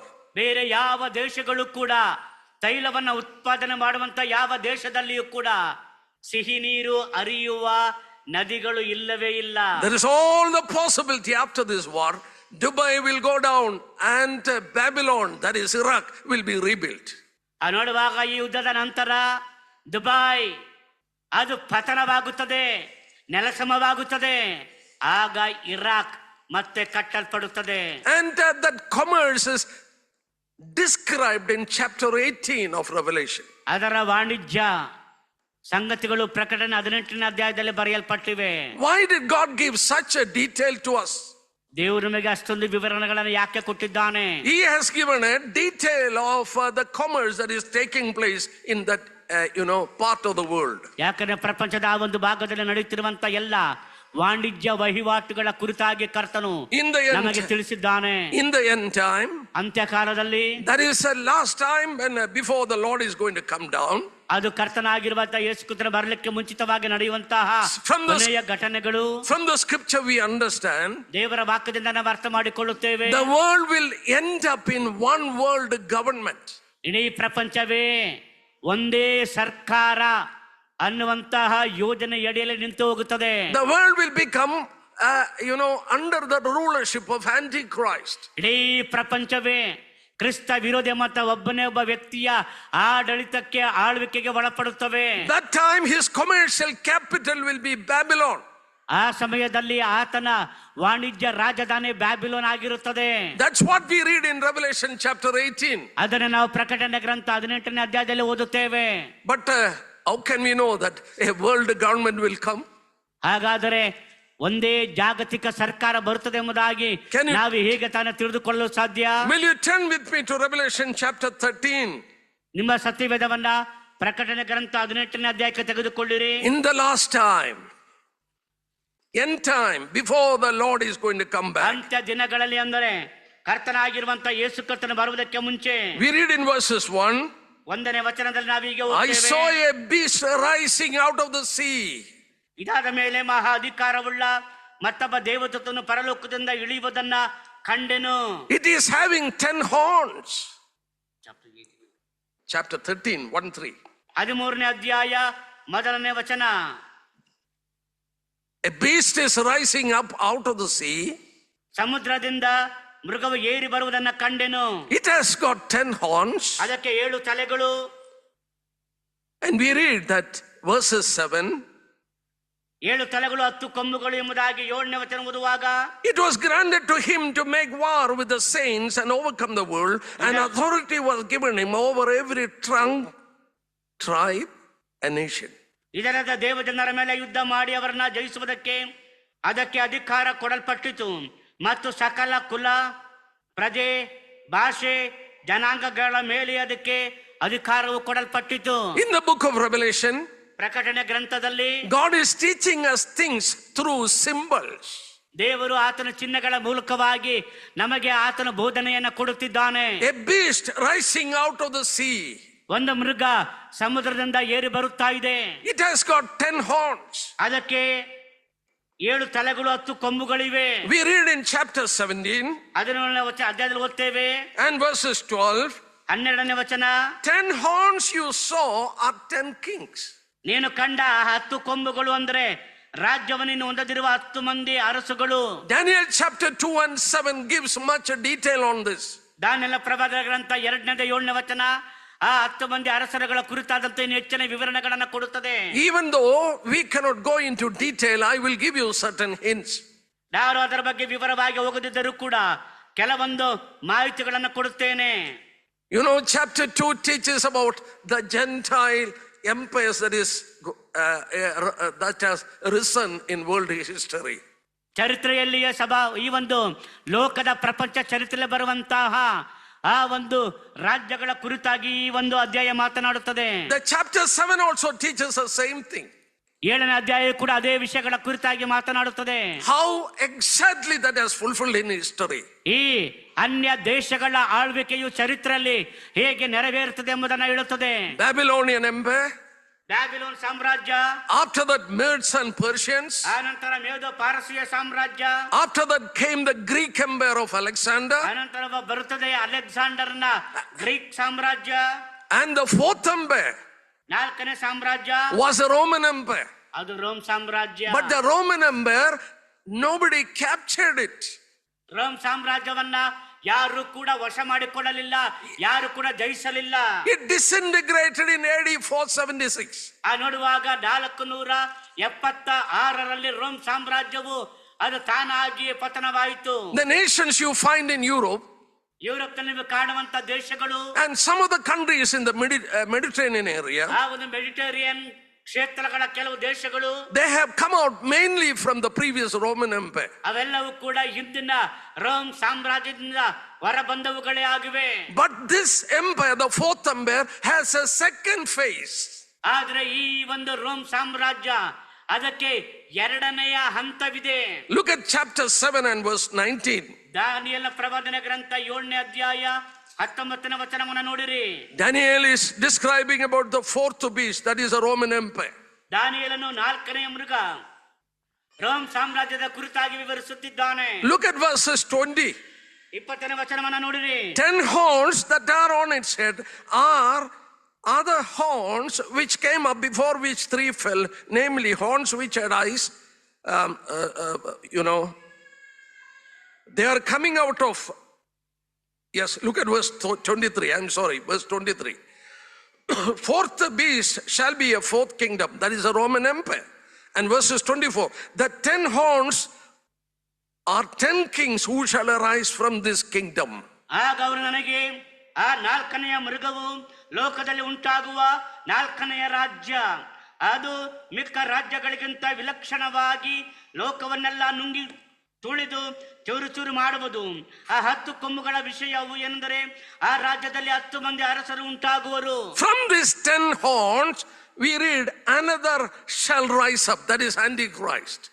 ಈ 10 ಕೊಂಬುಗಳ ನಡುವೆ ಒಬ್ಬಾತನು ಚಿಗುರೊಡೆಯುತ್ತಾನೆ, ಆತನೇ ಕ್ರಿಸ್ತ ವಿರೋಧಿ. We read in Revelation 13, a beast is rising out of the sea with 10 horns. ಆ ನೋಡುವಾಗ ಪ್ರಕಟಣೆ ಗ್ರಂಥ 13ನೇ ನೋಡುತ್ತೇವೆ, ಸಮುದ್ರದೊಳಗಿಂದ ಒಂದು ಮೃಗವು ಏರಿ ಬರುವುದನ್ನು ಕಾಣುತ್ತಾನೆ, ಅದರ ನೋಡುವಾಗ ಒಂದು ಕೊಂಬು ಮಳೆಯುವುದನ್ನು ನೋಡುತ್ತೇವೆ. Europe never united together. Europe ಎಂದಿಗೂ ಕೂಡ ಒಂದಾಗಲಿಲ್ಲ. Europe fought 2 world war. ನೋಡುವಾಗ ಯುರೋಪ್ ತಲುವಾಗ ಆ ಒಂದು 2ನೇ ಪ್ರಪಂಚ ಜಾಗತಿಕ ಯುದ್ಧ ನಡೆಯಿತು. They never came together to form, one united kingdom. ಅವರು ಒಂದೇ ಸಂಯುಕ್ತ ರಾಜ್ಯವಾಗಿ ಸಂಯುಕ್ತ ದೇಶವಾಗಿ ಒಟ್ಟಾಗಿ ಕೂಡಿ ಬರಲೇ ಇಲ್ಲ. Many tried to unite Europe. ಯುರೋಪನ್ನು ಒಟ್ಟುಗೂಡಿಸುವುದಕ್ಕಾಗಿ ಅನೇಕರು ಪ್ರಯತ್ನ ಪಟ್ಟರು. They don't want to have another world war in Europe. Both that world war mainly fought in Europe. ಆ ನೋಡುವಾಗ 1ನೇ ಪ್ರಪಂಚ ಮಹಾಯುದ್ಧ 2ನೇ ಪ್ರಪಂಚ ಮಹಾಯುದ್ಧ ಎರಡು ಕೂಡ ಯುರೋಪ್ನಲ್ಲಿಯೇ ನಡೆದದರಿಂದ ಮತ್ತೊಂದು ಪ್ರಪಂಚ ಮಹಾಯುದ್ಧ ನಡೆಯುವುದನ್ನ ಯಾವ ದೇಶಗಳು ಕೂಡ ಇಷ್ಟಪಡಲಿಲ್ಲ. When the second world war was over, 2ನೇ ಪ್ರಪಂಚ ಮಹಾಯುದ್ಧ ನಡೆಯುವಾಗ Europe was in ruin. Europe ಅದು ನಿಧಾನವಾಗಿ ಪತನವಾಗುತ್ತಾ ಇತ್ತು. Almost 40 million people died there. ಅಲ್ಲಿ ಸುಮಾರು 40 ಮಿಲಿಯನ್ ಜನರು ಯುರೋಪ್ನಲ್ಲಿ ಮರಣ ಹೊಂದಿದರು. And Winston Churchill proposed we should make a United States of Europe. Winston Churchill ಆ ಪ್ರಧಾನಮಂತ್ರಿ ಹೇಳಿದ ಹಾಗೆ ನಾವೆಲ್ಲರೂ ಕೂಡ ಈ ಒಂದು ಯುರೋಪ್ ಖಂಡವನ್ನ ಒಟ್ಟುಗೂಡಿಸಬೇಕೆಂಬುದಾಗಿ ಕರೆ ಕೊಟ್ಟನು. But how to unite them together? How to unite them? ಆದ್ರೆ ಅವರನ್ನ ಒಟ್ಟುಗೂಡಿಸುವುದಾದ್ರೂ ಹೇಗೆ? There was no way to unite them. ಅವರನ್ನ ಒಟ್ಟುಗೂಡಿಸುವುದಕ್ಕೆ ಮಾರ್ಗವೇ ಇಲ್ಲ. There was a man known as Jean Monnet, who is known as the father of European Union. ಆಗ ಜಿನ್ ಮೊನೆಟ್ ಅಂತ ಒಬ್ಬ ವ್ಯಕ್ತಿ ಇದ್ದನು. ಆತನು ಈ ಒಂದು ಯುರೋಪಿಯನ್ ಯೂನಿಯನ್ ನ ಪಿತಾಮಹ ಎಂದು ಕರೆಯಲ್ಪಡುತ್ತಾನೆ. He suggested like this. ಆತನು ಹೀಗೆ ಒಂದು ಸಲಹೆ ಕೊಟ್ಟನು. If you can unite industries and monetary of Europe together, you can make Europe as one. ನೋಡುವಾಗ ಆರ್ಥಿಕ ವಿಷಯದಲ್ಲಿಯೂ ಹಾಗೂ ಒಗ್ಗೂಡಿಕೆ ವಿಷಯದಲ್ಲಿ ನೀವೆಲ್ಲರೂ ಕೂಡ ಒಟ್ಟಾಗಿ ಕೂಡಿ ಬರುವುದಾದರೆ ಮಾತ್ರವೇ ಈ ಯುರೋಪ್ ಅನ್ನ ಒಟ್ಟುಗೂಡಿಸಲು ಸಾಧ್ಯ, ಒಂದುಗೂಡಿಸಲು ಸಾಧ್ಯ. 1951 1951ರಲ್ಲಿ 6 European nations 6 ಯುರೋಪಿನ ದೇಶಗಳು united together to pool their coal and steel. ನೋಡುವಾಗ ಅವರು ಕಬ್ಬಿಣ ಮತ್ತು ಉಕ್ಕಿನ ವಿಷಯಕ್ಕೋಸ್ಕರವಾಗಿ ಒಂದಾಗಿ ಕೂಡಿ ಬಂದರು. There was a problem with Europe. Europe ದೊಡ್ಡ ಸಮಸ್ಯೆ ಇತ್ತು. The border of Europe is Russia. ಆ ಯುರೋಪಿನ ಆ ಒಂದು ಗಡಿ ರಷ್ಯಾ ಆಗಿದೆ. They never allowed Europe to get united. ಅವ್ರು ಯಾವತ್ತಿಗೂ ಕೂಡ ಯುರೋಪ್ ಅದು ಒಂದುಗೂಡುವುದಕ್ಕಾಗಿ ಒಗ್ಗೂಡುವುದಕ್ಕಾಗಿ ಇಷ್ಟಪಡಲೇ ಇಲ್ಲ. They were in enmity. ಯಾಕಂದ್ರೆ ಅವರು ವೈರತ್ವದಲ್ಲಿದ್ದರು. But we know the history. ನಮಗೆ ಚರಿತ್ರೆ ಗೊತ್ತದೆ. 1991 in Russia communism was broken. 1991ರಲ್ಲಿ ಯಾವೊಂದು ರಷ್ಯಾದಲ್ಲಿದ್ದಂತಹ ಕಮ್ಯುನಿಸಂ ಬಿದ್ದು ಹೋಯಿತು. 1991 it was broken. 1991ರಲ್ಲಿ ಅದು ಮುರಿದು ಬಿತ್ತು. 1992 Europe united together. 1992ರಲ್ಲಿ ಯುರೋಪ್ ಒಗ್ಗೂಡಿಸಲ್ಪಟ್ಟಿತು. They have taken out their borders. ಅವರು ತಮ್ಮ ಆ ಗಡಿಗಳನ್ನ ತೆಗೆದು ಹಾಕಿದರು. They went forward. ಅವರು ಮುಂದಕ್ಕೆ ಬಂದರು. They made one currency known as euro. ಅವರು ಯುರೋಪ್ ಎಲ್ಲ ದೇಶಗಳು ಕೂಡ ಯೂರೋ ಅನ್ನುವಂತಹ ಆ ಒಂದು ಹಣ ಚಲಾವಣೆಯನ್ನ ಜಾರಿಗೆ ತಂದರು. European countries can travel as one country because their borders are taken out. ಯುರೋಪಿನ ಎಲ್ಲ ದೇಶಗಳು ಕೂಡ ಒಂದೇ ದೇಶವಾಗಿ ಒಂದು ಕಡೆಯಿಂದ ಮತ್ತೊಂದು ಕಡೆಗೆ ಹೋಗುವುದಕ್ಕೆ ಸಾಧ್ಯವಾಯಿತು. ಯಾಕಂದರೆ ಅವುಗಳಲ್ಲಿದ್ದಂತ ಗಡಿಗಳನ್ನ ಎಲ್ಲವನ್ನ ತೆಗೆದು ಹಾಕಿದ್ದರು. It is known as European common market. ಅದನ್ನ ಅವರು ಯುರೋಪಿನ ಸಾಮಾನ್ಯ ಮಾರುಕಟ್ಟೆ ಎಂದು ಕರೆಯುತ್ತಾರೆ. And they have brought out one currency. ಅವರೆಲ್ಲರೂ ಕೂಡ ಒಂದೇ ಒಂದು ಕರೆನ್ಸಿಯನ್ನ ಜಾರಿಗೆ ತಂದರು. Can you imagine? Germany has withdrawn their currency. Italy has withdrawn their currency. France has withdrawn their currency. They don't have their own currency, but they all trade in euro currency. ನೋಡುವಾಗ Italy, France ಹಾಗೂ ಇತರ ದೇಶಗಳು ತಮ್ಮ ದೇಶಗಳ ಆ ಕರೆನ್ಸಿಯನ್ನ ಅವರು ತೆಗೆದು ಹಾಕಿದರು. ಅವರೆಲ್ಲರೂ ಕೂಡ ಯುರೋಪಿನ ಕರೆನ್ಸಿಯನ್ನೇ ಅಳವಡಿಸಿಕೊಂಡರು. When they introduced this currency, ಅವರು ಈ ಒಂದು ಕರೆನ್ಸಿಯನ್ನ ಪರಿಚಯಿಸಿದಾಗ I was watching it very carefully. ನಾನು ಅದನ್ನ ಗಂಭೀರವಾಗಿ ಎಚ್ಚರಿಕೆಯಿಂದ ನೋಡುತ್ತಾ ಇದ್ದೆನು. They declared like this. ಅವರು ಈ ರೀತಿಯಲ್ಲಿ ಘೋಷಣೆ ಮಾಡಿದರು. Our next stage is political unity. ಅವರು ಹೇಳಿದ್ರೆ ನಮ್ಮ ಮುಂದಿನ ಹೆಜ್ಜೆ ರಾಜಕೀಯ ಒಗ್ಗೂಡುವಿಕೆ ಅಂದರು. Immediately my mind went into a verse in Revelation chapter 17. ತಕ್ಷಣವೇ ನನ್ನ ಮನಸ್ಸು ಪ್ರಕಟಣೆ ಗ್ರಂಥ 17ನೇ ಅಧ್ಯಾಯಕ್ಕೆ ಹೋಯಿತು. There it is written, ಅಲ್ಲಿ ಈ ರೀತಿಯಲ್ಲಿ ಬರೆಯಲ್ಪಟ್ಟಿದೆ, that they will have authority as king along with the beast. They cannot rule but with the beast. We read it in verses 12. 12ನೇ ವಚನ ಹೀಗೆ ಓದುತ್ತೇವೆ, ನೀನು ಕಂಡ ಆ 10 ಕೊಂಬುಗಳಂದ ರಾಜ್ಯವನ್ನು ಇನ್ನು ಹೊಂದದಿರುವ 10 ಮಂದಿ ಅರಸರುಗಳು ಅವರು ಒಂದು ಗಳಿಗೆಯವರೆಗೆ ರಾಜರಂತೆ ಆಳುವ ಅಧಿಕಾರವನ್ನ ಮೃಗದೊಂದಿಗೆ ಹೊಂದುತ್ತಾರೆ.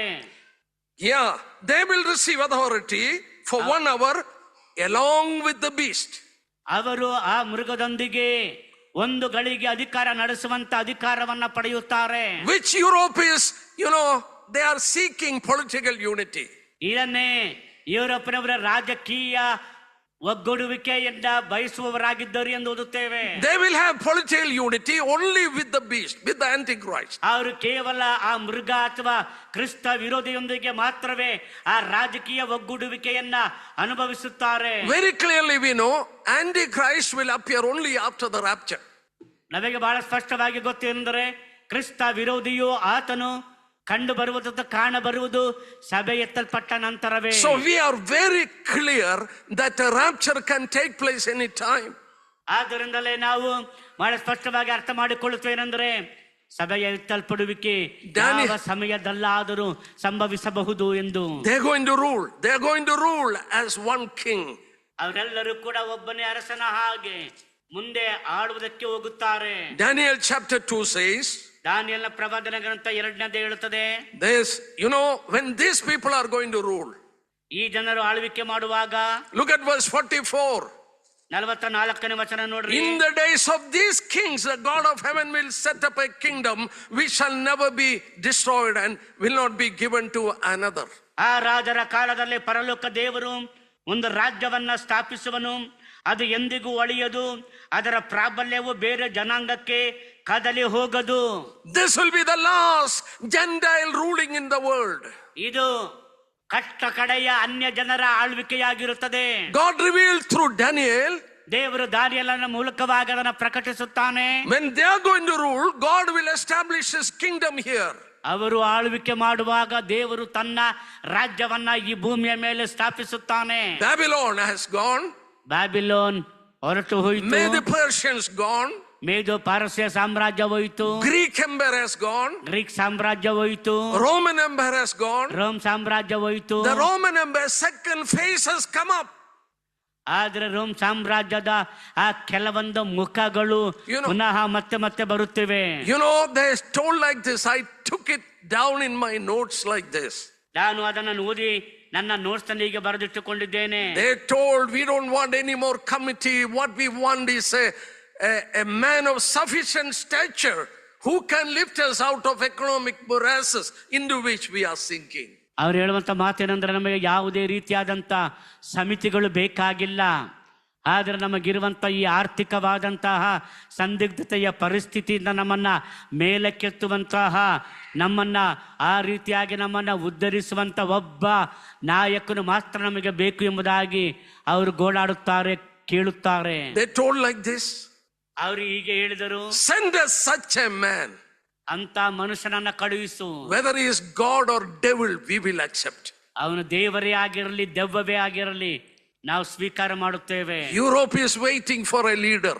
ಯುರೋಪ್ ಒಬ್ಬ ನಾಯಕನಿಗಾಗಿ ಕಾಯುತ್ತಾ ಇದೆ. That is exactly what the scripture says. ಅದನ್ನೇ ದೇವರ ವಾಕ್ಯ ಹೇಳುತ್ತದೆ. The previous Roman empire will rise up again and 10 kings will rule together.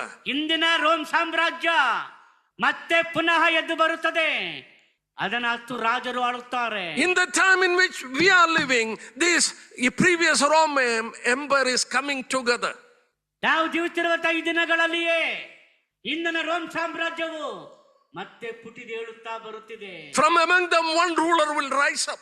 ಅವರ ಮಧ್ಯದೊಳಗಿಂದ ಒಬ್ಬ ಆಳ್ವಿಕೆ ಮಾಡುವತನು ಹೇಳುತ್ತಾನೆ. And we read that he is going to have authority over every tongue, tribe and nation. ನಾವು ನೋಡಿದ ಹಾಗೆ ಎಲ್ಲ ಕುಲ, ಭಾಷೆ, ಪ್ರಜೆ, ಜನಾಂಗಗಳ ಮೇಲೆ ಆತನು ಅಧಿಕಾರವನ್ನು ಹೊಂದಿರುತ್ತಾನೆ. In other words, he is going to have a worldwide rule, one world government. ಅದರ ಅರ್ಥ ಆತನು ಇಡೀ ಪ್ರಪಂಚದಾದ್ಯಂತ ಒಂದೇ ಜಾಗತಿಕ ಸರ್ಕಾರದ ಆಳ್ವಿಕೆಯನ್ನ ಆತನು ನಡೆಸುತ್ತಾನೆ. We are constantly hearing about one world government and globalization. ನಾವು ನಿರಂತರವಾಗಿ ಕೇಳಿಸಿಕೊಳ್ಳುತ್ತಾ ಇದ್ದೇವೆ, ಜಾಗತೀಕರಣ ಹಾಗೂ ಒಂದೇ ಜಾಗತಿಕ ಸರ್ಕಾರದ ಕುರಿತಾಗಿ ನಾವು ಕೇಳಿಸಿಕೊಳ್ಳುತ್ತಾ ಇದ್ದೇವೆ. I don't know whether you have noted it. You know, the one world government has already come in this time in which we are living. ನೀವು ಅದನ್ನು ಗಮನಿಸಿದ್ರಿಲ್ಲವೋ ಗೊತ್ತಿಲ್ಲ, ಒಂದೇ ಜಾಗತಿಕ ಸರ್ಕಾರದ ಆ ಪರಿಕಲ್ಪನೆ ನಾವಿರುವ ಈ ದಿನಗಳಲ್ಲಿಯೇ ಜಾರಿಗೆ ಬರುತ್ತಾ ಇದೆ. It is brought out by big merchants. ಇದು ಬಹಳ ದೊಡ್ಡ ದೊಡ್ಡ ವ್ಯಾಪಾರಸ್ಥರ ಮೂಲಕವಾಗಿ ಅದು ಬರುತ್ತಾ ಇದೆ, ಬಂದಿದೆ. You know, there were certain laws in this world brought out from United Nations. ಈ ವಿಶ್ವ ಸಂಸ್ಥೆಯಿಂದ ಮುರಿಯಲ್ಪಟ್ಟಂತ ಅನೇಕವಾದಂತಹ ಆ ಜಾಗತಿಕವಾದಂತ ನಿಯಮಗಳಿವೆ, ಸರ್ಕಾರಗಳಿವೆ. World trade was controlled by an agreement known as GATT agreement, GATT. ನೋಡುವಾಗ ಇಡೀ ಪ್ರಪಂಚದ ವಾಣಿಜ್ಯ ವಹಿವಾಟುಗಳೆಲ್ಲವೂ ಕೂಡ ಗ್ಯಾಟ್ ಎನ್ನುವಂತಹ ಆ ಒಂದು ಸಮಿತಿಯಿಂದ ನಿಯಂತ್ರಿಸಲ್ಪಡುತ್ತಾ ಇದೆ. But that is replaced in 2001 by another agreement known as WTO. ಆದರೆ ಅದು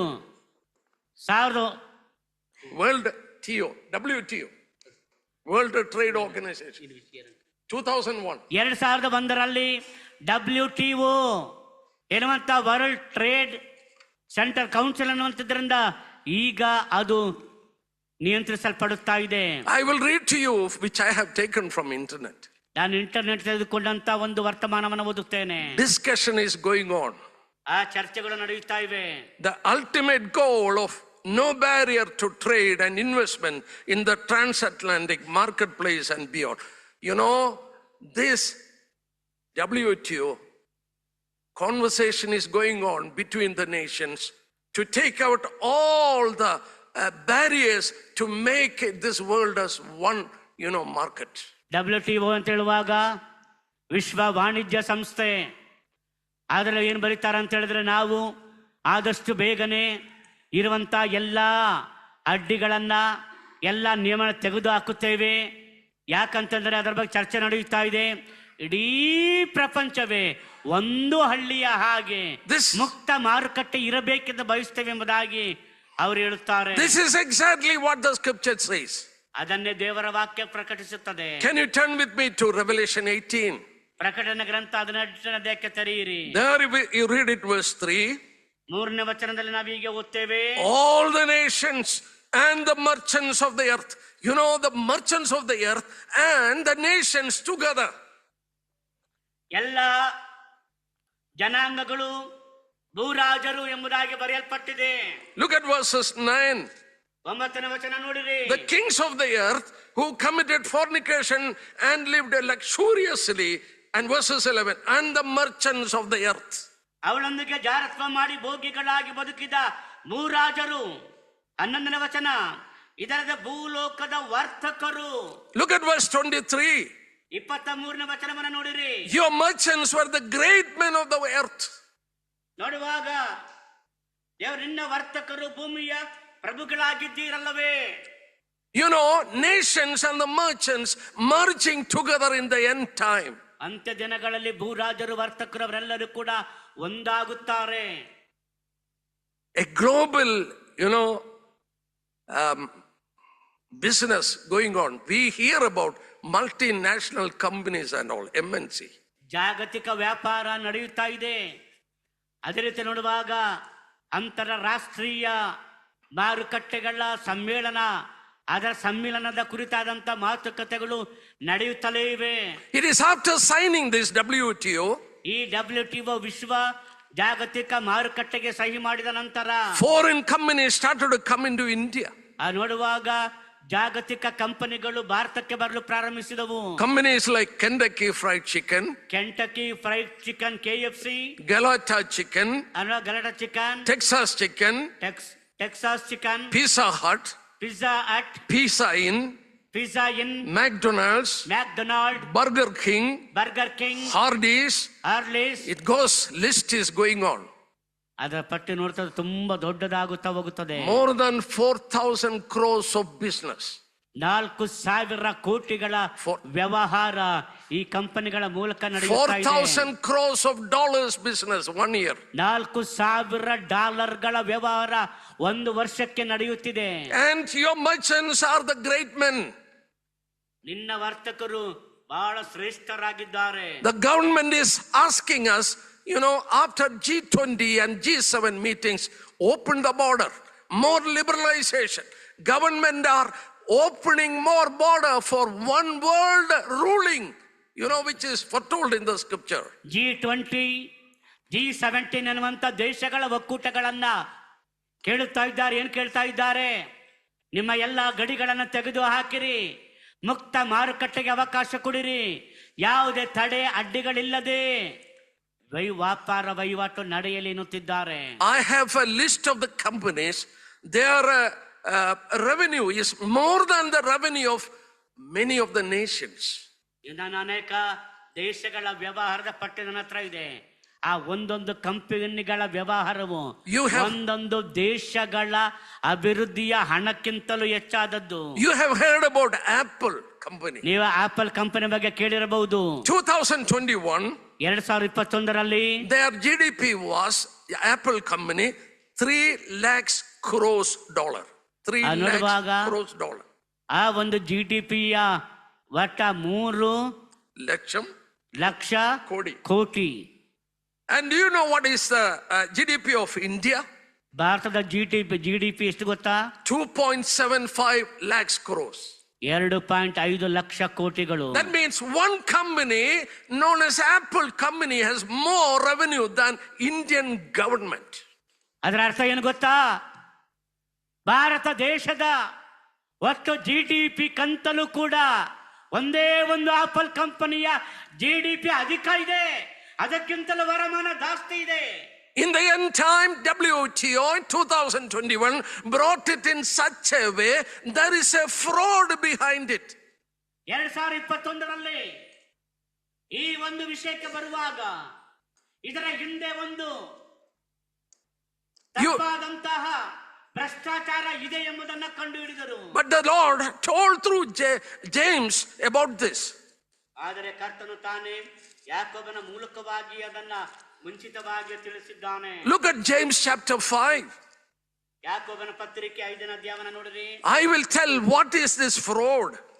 ಈ ಒಂದು ಭ್ರಷ್ಟಾಚಾರ, ಮೋಸ, ವಂಚನೆಯ ಜಾಲ ಎಂಬುದನ್ನ ನಾನು ಹೇಳುತ್ತೇನೆ. God is speaking to the rich in verses 1. 1ನೇ ವಚನದಲ್ಲಿ ದೇವರು ಧನಿಕರ ಕುರಿತಾಗಿ ಮಾತನಾಡುತ್ತಿದ್ದಾನೆ. Verses 2. 2ನೇ ವಚನ, your riches are corrupted and your garments are moth eaten. ನಿಮ್ಮ ಧನವು ನಾಶವಾಗಿದೆ, ನಿಮ್ಮ ಬಟ್ಟೆಗಳಿಗೆ ನುಸಿ ಹಿಡಿದದೆ. Verses 3, you have heaped up treasures in the last days. ಆ ನೋಡುವಾಗ ಅಂತ್ಯ ದಿವಸಗಳು ಬಂದರ ದ್ರವ್ಯವನ್ನ ಕೂಡಿಸಿ ಇಟ್ಟುಕೊಂಡಿದ್ದೀರಿ. Verses 4, look at verse 4. ವಚನ ನೋಡ್ರಿ.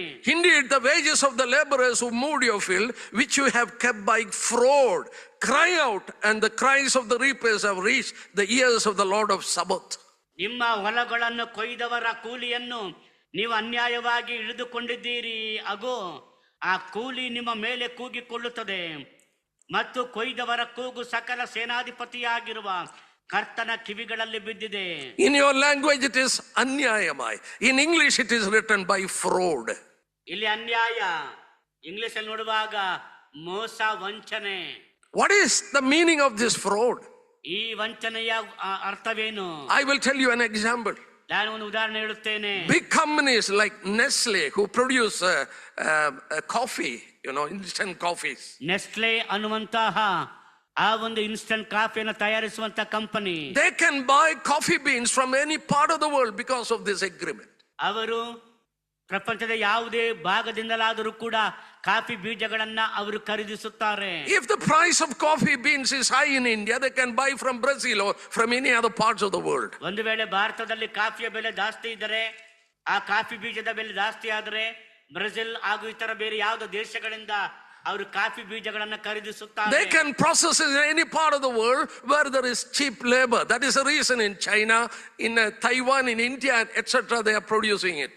ಯಾವ ದೇಶಗಳಲ್ಲಿ ಆ ರೀತಿಯಾದಂತ ಉತ್ಪಾದನಾ ವೆಚ್ಚ ಕಡಿಮೆ ಇರುತ್ತದೆಯೋ, ಚೈನಾ, ಭಾರತ ಹಾಗೂ ಇತರ ದೇಶಗಳಲ್ಲಿ ಅವರು ಈ ಉತ್ಪಾದನಾ ಘಟಕಗಳನ್ನ ಸ್ಥಾಪಿಸಿದ್ದಾರೆ. Where they are going to market? ಅದನ್ನ ಅವರು ಎಲ್ಲಿ ಮಾರುಕಟ್ಟೆ ಮಾಡುತ್ತಾರೆ? They can sell it throughout the world. ಪ್ರಪಂಚದ ಎಲ್ಲಾ ದೇಶಗಳಿಗೆ ಅದನ್ನ ಮಾರಾಟ ಮಾಡುತ್ತಾರೆ. Farmers cannot raise their price. ರೈತರು ಅದರ ಬೆಲೆಯನ್ನ ಅವರು ಹೆಚ್ಚಿಸಲಿಕ್ಕೆ ಸಾಧ್ಯವಿಲ್ಲ. 1 kilogram of coffee beans, 1 kg ಕಾಫಿಯ ಬೆಲೆ 100 to 200 rupees. 100 ರಿಂದ 200 ರೂಪಾಯಿಗಳು. When these companies buy it, ಆದರೆ ಈ ಕಂಪನಿಯು ನೆಸ್ಲೆ ಕಂಪನಿ ಖರೀದಿಸಿದಾಗ they process it and they put it in jars or packets. ಅವರು ಅದನ್ನ ಸಂಸ್ಕರಣೆ ಮಾಡಿ ಸಂಸ್ಕರಣಾ ಡಬ್ಬಿಯೊಳಗೆ ಅದನ್ನು ತುಂಬುತ್ತಾರೆ. Have you noted what is the price? ಅದರ ಬೆಲೆಯನ್ನ ಗಮನಿಸಿದಿರಾ? 1 kilogram will be around 2,500 rupees. 1 ಕೆಜಿಯ ಬೆಲೆ 2,500 ರೂಪಾಯಿಗಳು. You are making money by fraud. ನೀವು ವಂಚನೆಯ ಮೂಲಕವಾಗಿ, Farmers. ಮೋಸದ ಮೂಲಕವಾಗಿ ಹಣ ಸಂಪಾದನೆ ಮಾಡುತ್ತೀರಿ. Farmers are crying to me. ರೈತರು ನನಗೆ ಕಣ್ಣೀರು ಹಾಕುತ್ತಿದ್ದಾರೆ. Many farmers are committing suicide. ಅನೇಕ ರೈತರು ಅವರು ಪ್ರಾಣ ಹತ್ಯೆ ಮಾಡಿಕೊಳ್ಳುತ್ತಿದ್ದಾರೆ. But the rich are becoming rich in the end time. ಅಂತ ದಿನಗಳಲ್ಲಿ ಶ್ರೀಮಂತರು ಶ್ರೀಮಂತರಾಗಿಯೇ ಇರುತ್ತಾರೆ. He told, by fraud you are making money. ಅನ್ಯಾಯವಾಗಿ ನೀವು ಹಣ ಸಂಪಾದನೆ, ದ್ರವ್ಯ ಸಂಪಾದನೆ ಮಾಡುತ್ತೀರಿ. Yeah, brothers, but one thing is there, God is hearing it. ಆದ್ರೆ ಪ್ರಿಯರೇ, ಒಂದು ಸಂಗತಿಯನ್ನು ದೇವರು ಅದನ್ನು ಕೇಳಿಸಿಕೊಳ್ಳುತ್ತಿದ್ದಾರೆ. The money that is made by fraud is going to be finished off. ಯಾವ ರೀತಿಯಲ್ಲಿ ಅನ್ಯಾಯದಿಂದ ಸಂಪಾದಿಸುತ್ತದೆಯೋ ಹಣ, ಆ ಹಣವು ಇಲ್ಲದೆ ಹೋಗುತ್ತದೆ. It is at the time this Antichrist, one world ruler, is rising up from a sea. ಅಂತಹ ಸಂದರ್ಭದಲ್ಲಿಯೇ ಕ್ರಿಸ್ತ ವಿರೋಧಿ ಜಾಗತಿಕ ನಾಯಕ, ಪ್ರಪಂಚ ಸರ್ಕಾರದ ನಾಯಕನು ಸಮುದ್ರದೊಳಗಿಂದ ಏಳುತ್ತಾನೆ. The water you saw, Revelation 17:15, water you saw are tribes and tongues and nations. ನೀನು ನೋಡಿದಂತಹ ಆ ನೀರುಗಳು ನೋಡುವಾಗ ಅದು ಜನಗಳೇ ಎಂಬುದಾಗಿ ಕರ್ತನು ಹೇಳುತ್ತಾನೆ. When a financial crash happens, the people will be in turmoil. At that time, this man will bring a new monetary system. ಯಾವಾಗ ಈ ಒಂದು ಆರ್ಥಿಕ ಸಂದಿಗ್ಧತೆಯಲ್ಲಿ ಜನರಿದ್ದವರಾಗಿ ಬಹಳವಾಗಿ ತೊಡಲಾಡುತ್ತಾ ಇರುತ್ತಾರೋ ಅಂತ ಸಂದರ್ಭದಲ್ಲಿ ಈ ಮನುಷ್ಯನು ಅದಕ್ಕೆ ಪರಿಹಾರವನ್ನು ಹೇಳುತ್ತಾನೆ. He will control the world trade. ಆತನು ಇಡೀ ಪ್ರಪಂಚದ ಜಾಗತಿಕ ವ್ಯಾಪಾರ ವಹಿವಾಟನ್ನು ತನ್ನ ನಿಯಂತ್ರಣದಲ್ಲಿ ಇಟ್ಟುಕೊಳ್ಳುತ್ತಾನೆ. That's way he is going to be one world ruler. ಆ ರೀತಿಯಾಗಿ ಆತನು ಇಡೀ ಪ್ರಪಂಚಕ್ಕೆ ಜಾಗತಿಕ ಸರ್ಕಾರದ ನಾಯಕನಾಗಿ ಬರುತ್ತಾನೆ. But you look at verses, Luke's Gospel chapter 16, spoken by the Lord. ಲೂಕನ ಸುವಾರ್ತೆ 16ನೇ ಅಧ್ಯಾಯದಲ್ಲಿ ಕರ್ತನಾಗಿರುವಂತ ಯೇಸು ಕ್ರಿಸ್ತ ಹೇಳಿದ ಮಾತುಗಳನ್ನು ನೋಡಿರಿ. Look at verses chapter 16 and verses 9. 16ನೇ ಅಧ್ಯಾಯ ಲೂಕನ ಸುವಾರ್ತೆ He is speaking. 9ನೇ ವಚನವನ್ನು ನೋಡಿರಿ. He is speaking about mammon, that is money. ಅಲ್ಲಿ ಆತನು ಹಣದ ಕುರಿತಾಗಿ ಮಾತನಾಡುತ್ತಾನೆ. You make friends by unrighteous mammon when it fails. ಅನ್ಯಾಯದ ದರದ ಮೂಲಕವಾಗಿ ನಮಗೆ ಸ್ನೇಹಿತರನ್ನು ಮಾಡಿಕೊಳ್ಳುತ್ತೀರಿ, ಅದು ಕೂಡ ಸೋಲುವಾಗುತ್ತದೆ. When it fails. ಅದು ಯಾವಾಗ ಬಂದಾಗ, He didn't say if it fails, he told it will fail. ಅದು ಒಂದು ವೇಳೆ ಸೋತಾಗ ಎಂಬುದಾಗಿ, ಸೋತು ಹೋಗಬಹುದೆಂಬುದಾಗಿ ಹೇಳಲಿಲ್ಲ, ಖಂಡಿತವಾಗಿ ಹೇಳುತ್ತಾನೆ ಅದು ಸೋತು ಹೋಗುತ್ತದೆ. Look at Revelation 18 and verses 17. ಪ್ರಕಟಣೆ 18ನೇ ಅಧ್ಯಾಯ 17ನೇ ವಚನವನ್ನು ನೋಡಿರಿ. There it is written like this. ಅಲ್ಲಿ ಹೀಗೆ ಬರೆಯಲ್ಪಟ್ಟಿದೆ, in 1 hour the great riches has come to nothing. ಅಷ್ಟು ಐಶ್ವರ್ಯವು ಒಂದೇ ಗಳಿಗೆಯಲ್ಲಿ ನಾಶವಾಯಿತಲ್ಲ ಎಂದು ಹಂಬಲಿಸುವರು. James chapter 5 we have just read, your money will be corroded in chapter 5 in the last days. ನೋಡುವಾಗ ಯಾಕೋಬನ ಪತ್ರಿಕೆ 5ನೇ ಅಧ್ಯಾಯದ ನೋಡುವಾಗ ನಿಮ್ಮ ಹಣ ಮಣ್ಣು ಹಿಡಿದದೆ. At that time, ಆ ಸಮಯದಲ್ಲಿ world will look for a savior. ಲೋಕ ಇಂಥ ಸಂದಿಗ್ಧ ಪರಿಸ್ಥಿತಿಯಲ್ಲಿ The world will seek a leader who can lead this, in this situation. ಇಂತಹ ಪರಿಸ್ಥಿತಿಯಲ್ಲಿ ಇಡೀ ಪ್ರಪಂಚವನ್ನೇ ಮುನ್ನಡೆಸುವಂತಹ ಒಬ್ಬ ನಾಯಕನಿಗಾಗಿ ಪ್ರಪಂಚವು ಹಂಬಲಿಸುತ್ತದೆ. There was an article, it came in Time magazine. Time magazine ಅಲ್ಲಿ ಒಂದು ಲೇಖನ ಹೀಗೆ ಬಂದಿತ್ತು. Hitler came to power in this hyperinflation in 1930. 1930ರಲ್ಲಿ ಇಂತಹ ಉತ್ತುಂಗವಾದಂತ ಸ್ಥಿತಿಯಲ್ಲಿ ಹಿಟ್ಲರನು ಜರ್ಮನಿಯ ನಾಯಕನಾದನು. All the dictators like Napoleon, Mao Zedong, Hitler, everyone came to power because of hyperinflation. ನೋಡುವಾಗ Hitler, ಮೊಸಲೋನಿ ಹಾಗೂ ಇತರ ನಾಯಕರೆಲ್ಲರೂ ಕೂಡ ಆ ರೀತಿಯಾದಂತಹ ಉನ್ನತವಾದ ನಿರೀಕ್ಷೆಯುಳ್ಳಂತಹ ಪರಿಸ್ಥಿತಿಯಲ್ಲಿಯೇ ನಾಯಕರಾಗಿ ಬಂದವರು. It's the same thing going to happen. ಅದೇ ರೀತಿಯಾದಂತಹ ಉನ್ನತ ಪ್ರಭಾವವು He will rise out. ಕಡೆಗೂ ಕೂಡ He will rise out from the sea. ಆತನು ಸಮುದ್ರದೊಳಗಿಂದ ಏರಿ ಬರುವನು. From the people. ಜನರ ಮಧ್ಯದಿಂದ ಆತನು ಏರಿ ಬರುವನು. He will have authority over every tongue, tribe and nation. ಆತನು ಪ್ರತಿಯೊಂದೊಂದು ಕುಲ, ಭಾಷೆ, ಪ್ರಜೆ, ಜನಾಂಗಗಳ ಮೇಲೆ ಅಧಿಕಾರ ಹೊಂದಿರುವನು. He will bring a new monetary system by which if people doesn't have his mark, they will not be able to buy or sell. ಆತನೊಂದು ಆರ್ಥಿಕವಾದಂತ ವ್ಯವಸ್ಥೆನ ತರುತ್ತಾನೆ ಏನಂದ್ರೆ, ಆತನು ಕೊಡುವಂತಹ ಆ ಒಂದು ಮುದ್ರೆಯನ್ನ ಹಾಕಿಕೊಳ್ಳದವರು ಏನನ್ನು ಮಾರುವುದಕ್ಕೂ ಆಗುವುದಿಲ್ಲ, ಖರೀದಿಸಲಿಕ್ಕೂ ಸಾಧ್ಯವಾಗುವುದಿಲ್ಲ. Let me close here. ನಾನಿಲ್ಲಿ ಮುಗಿಸ್ತೇನೆ. Let me tell you, dear ones. ಪ್ರಿಯರಾದ ಒಂದನ್ನು ಹೇಳುತ್ತೇನೆ. Scripture clearly teaches ದೇವರ ವಾಕ್ಯ ಸ್ಪಷ್ಟವಾಗಿ ಉಪದೇಶಿಸುತ್ತದೆ. the previous Roman Empire will rise up again.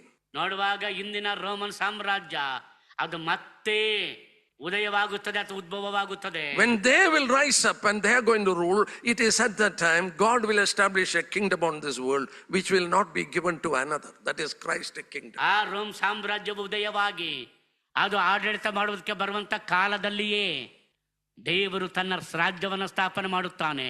ಅಂತ್ಯವಿಲ್ಲದ ರಾಜ್ಯ, ಯಾರು ಅದನ್ನ ಅಳಿಸಲಿಕ್ಕೆ ಸಾಧ್ಯವೇ ಇಲ್ಲದ ರಾಜ್ಯ. We are living in a time when previous Roman Empire is coming together, and when America is going to be broken financially, these people will become the top leaders in the world. ಕೇಳಿಸ್ಕೊಳ್ರಿ, America ದೇಶ ಆರ್ಥಿಕವಾಗಿ ಅದು ಬಿದ್ದು ಹೋಗುತ್ತದೆ.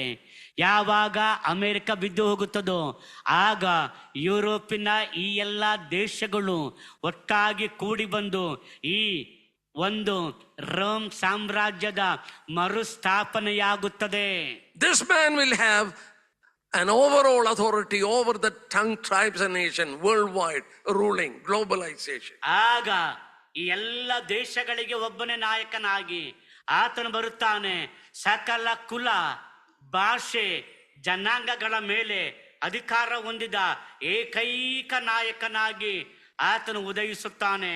You find a globalization siren is going on.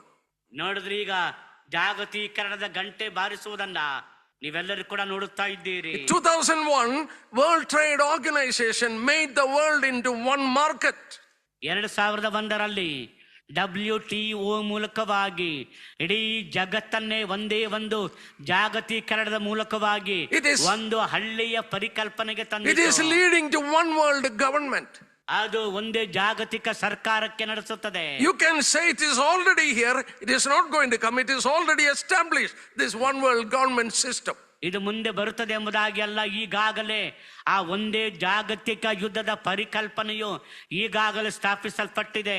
At this time, ಈ ಸಮಯದಲ್ಲಿ somewhere this man is also being prepared, this Antichrist. ಈ ಕ್ರಿಸ್ತ ವಿರೋಧಿಯು ಎಲ್ಲೋ ಒಂದು ಕಡೆ ಆತನು ಈ ಆಡಳಿತಕ್ಕೆ ಬರುವುದಕ್ಕಾಗಿ ಸಿದ್ಧ ಮಾಡಿಕೊಳ್ಳುತ್ತಿದ್ದಾನೆ. The tool by which to rule the world is also ready, internet and computers etc.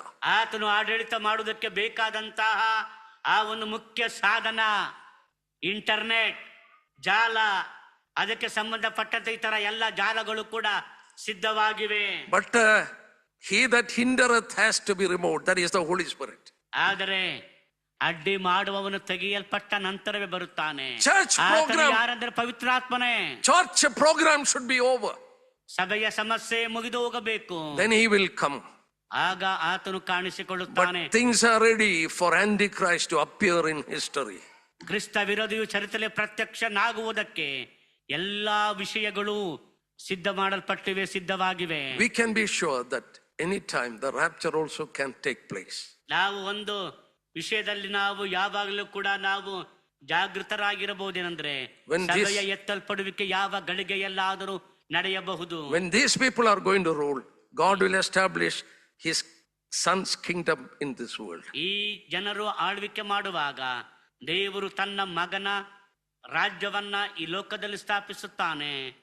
Very big changes is happening in the world because of this war.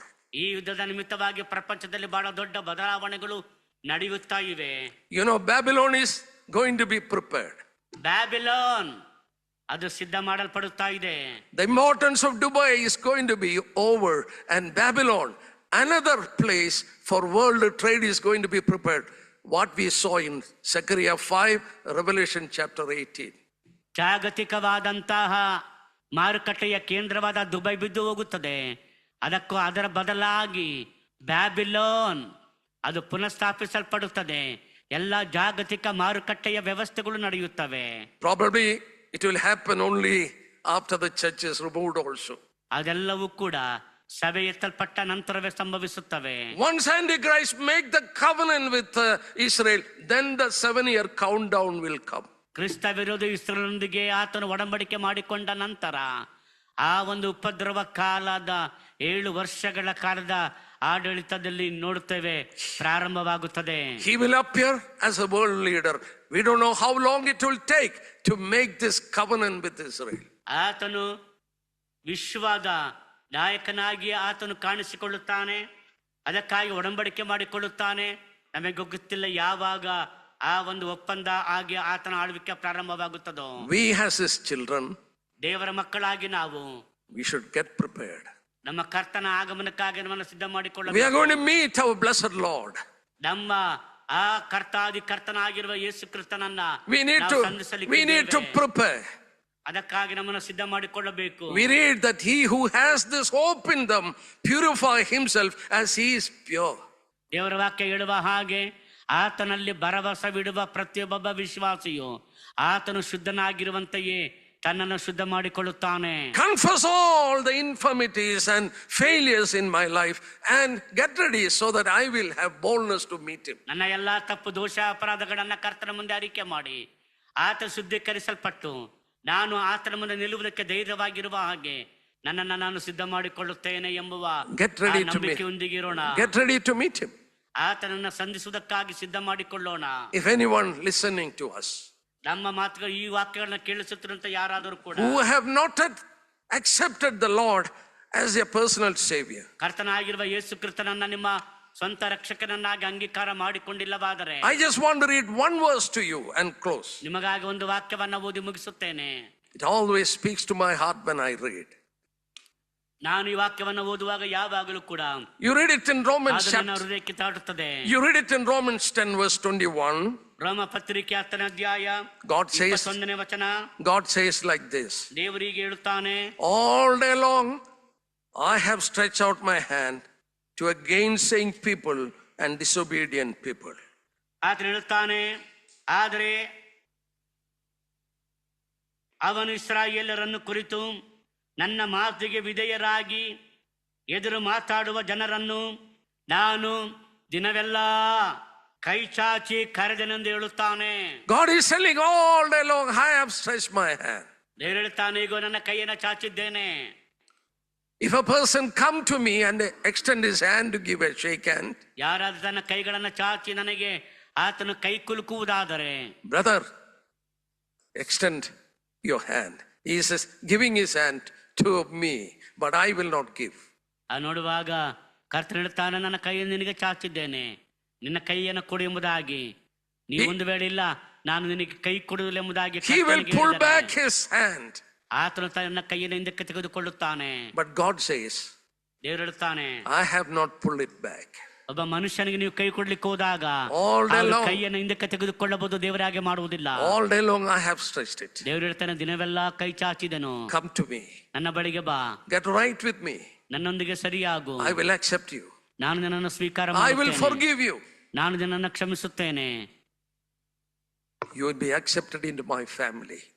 ಆತ ನಿನ್ನನ್ನು ತನ್ನ ಕುಟುಂಬಕ್ಕೆ ಸೇರಿಸಿಕೊಳ್ಳಲು ಇಷ್ಟಪಡುತ್ತಾನೆ. Still now his hands are stretched towards you if you are not saved. ಈಗಲೂ ಕೂಡ ಆತನ ಕೈ ನಿನ್ನ ಕಡೆಗೆ ಚಾಚಿಯದೆ. All what you have to do is, ನೀನು ಮಾಡಬೇಕಾದದ್ದೇನೆಂದ್ರೆ, you say to the Lord, ಕರ್ತನಿಗೆ ಈಗ ಹೇಳಿರಿ, Lord, I want to get right with you. ಕರ್ತನನ್ನು ನಾನು ನಿನ್ನೊಂದಿಗೆ ಸರಿ ಮಾಡಿಕೊಳ್ಳಬೇಕು. I come to you.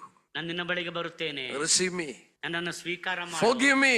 ನನ್ನನ್ನು ಕ್ಷಮಿಸು. I believe you have given your son for my sins. ನೀನು ನಿನ್ನ ಮಗನನ್ನು ನನ್ನ ಪಾಪಗಳ ನಿಮಿತ್ತವಾಗಿ ಕೊಟ್ಟಿದ್ದೆಂಬುದಾಗಿ ನಂಬುತ್ತೇನೆ. We are living in the last moments of history. ನಾವು ಚರಿತ್ರೆಯ ಕೊನೆಯ ನಿಮಿಷಗಳಲ್ಲಿ ಜೀವಿಸುತ್ತಿದ್ದೇವೆ. If you don't take a decision, you may not get a time later on. ನೀವು ಒಂದು ವೇಳೆ ನಿರ್ಧಾರ ಮಾಡದಿದ್ದರೆ ನಂತರ ತೀರ್ಮಾನ ಮಾಡಲಿಕ್ಕೆ ನಿಮಗೆ ಅವಕಾಶ ಇಲ್ಲದೆ ಹೋಗಬಹುದು.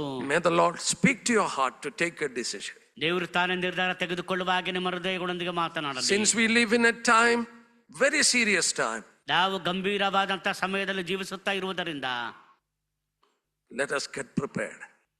ನಾವು ಆತನ ಬರುಣಕ್ಕಾಗಿ ಸಿದ್ಧ ಮಾಡಿಕೊಳ್ಳೋಣ. This generation is being prepared for the coming of the Lord. ಈ ಒಂದು ಜನಾಂಗವು ಆತನ ಬರುಣಕ್ಕಾಗಿ ಸಿದ್ಧ ಮಾಡಲ್ಪಡುತ್ತಾ ಇದೆ. We will see him very soon. ನಾವು ಆತನನ್ನು ಬಹಳ ಬೇಗನೆ ನೋಡಲಿಕ್ಕಿದ್ದೇವೆ. Get ready. ಸಿದ್ಧರಾಗಿರಿ. May the Lord bless you. Thank you. ದೇವರು ನಿಮ್ಮನ್ನು ಆಶೀರ್ವದಿಸಲಿ. ವಂದನೆಗಳು.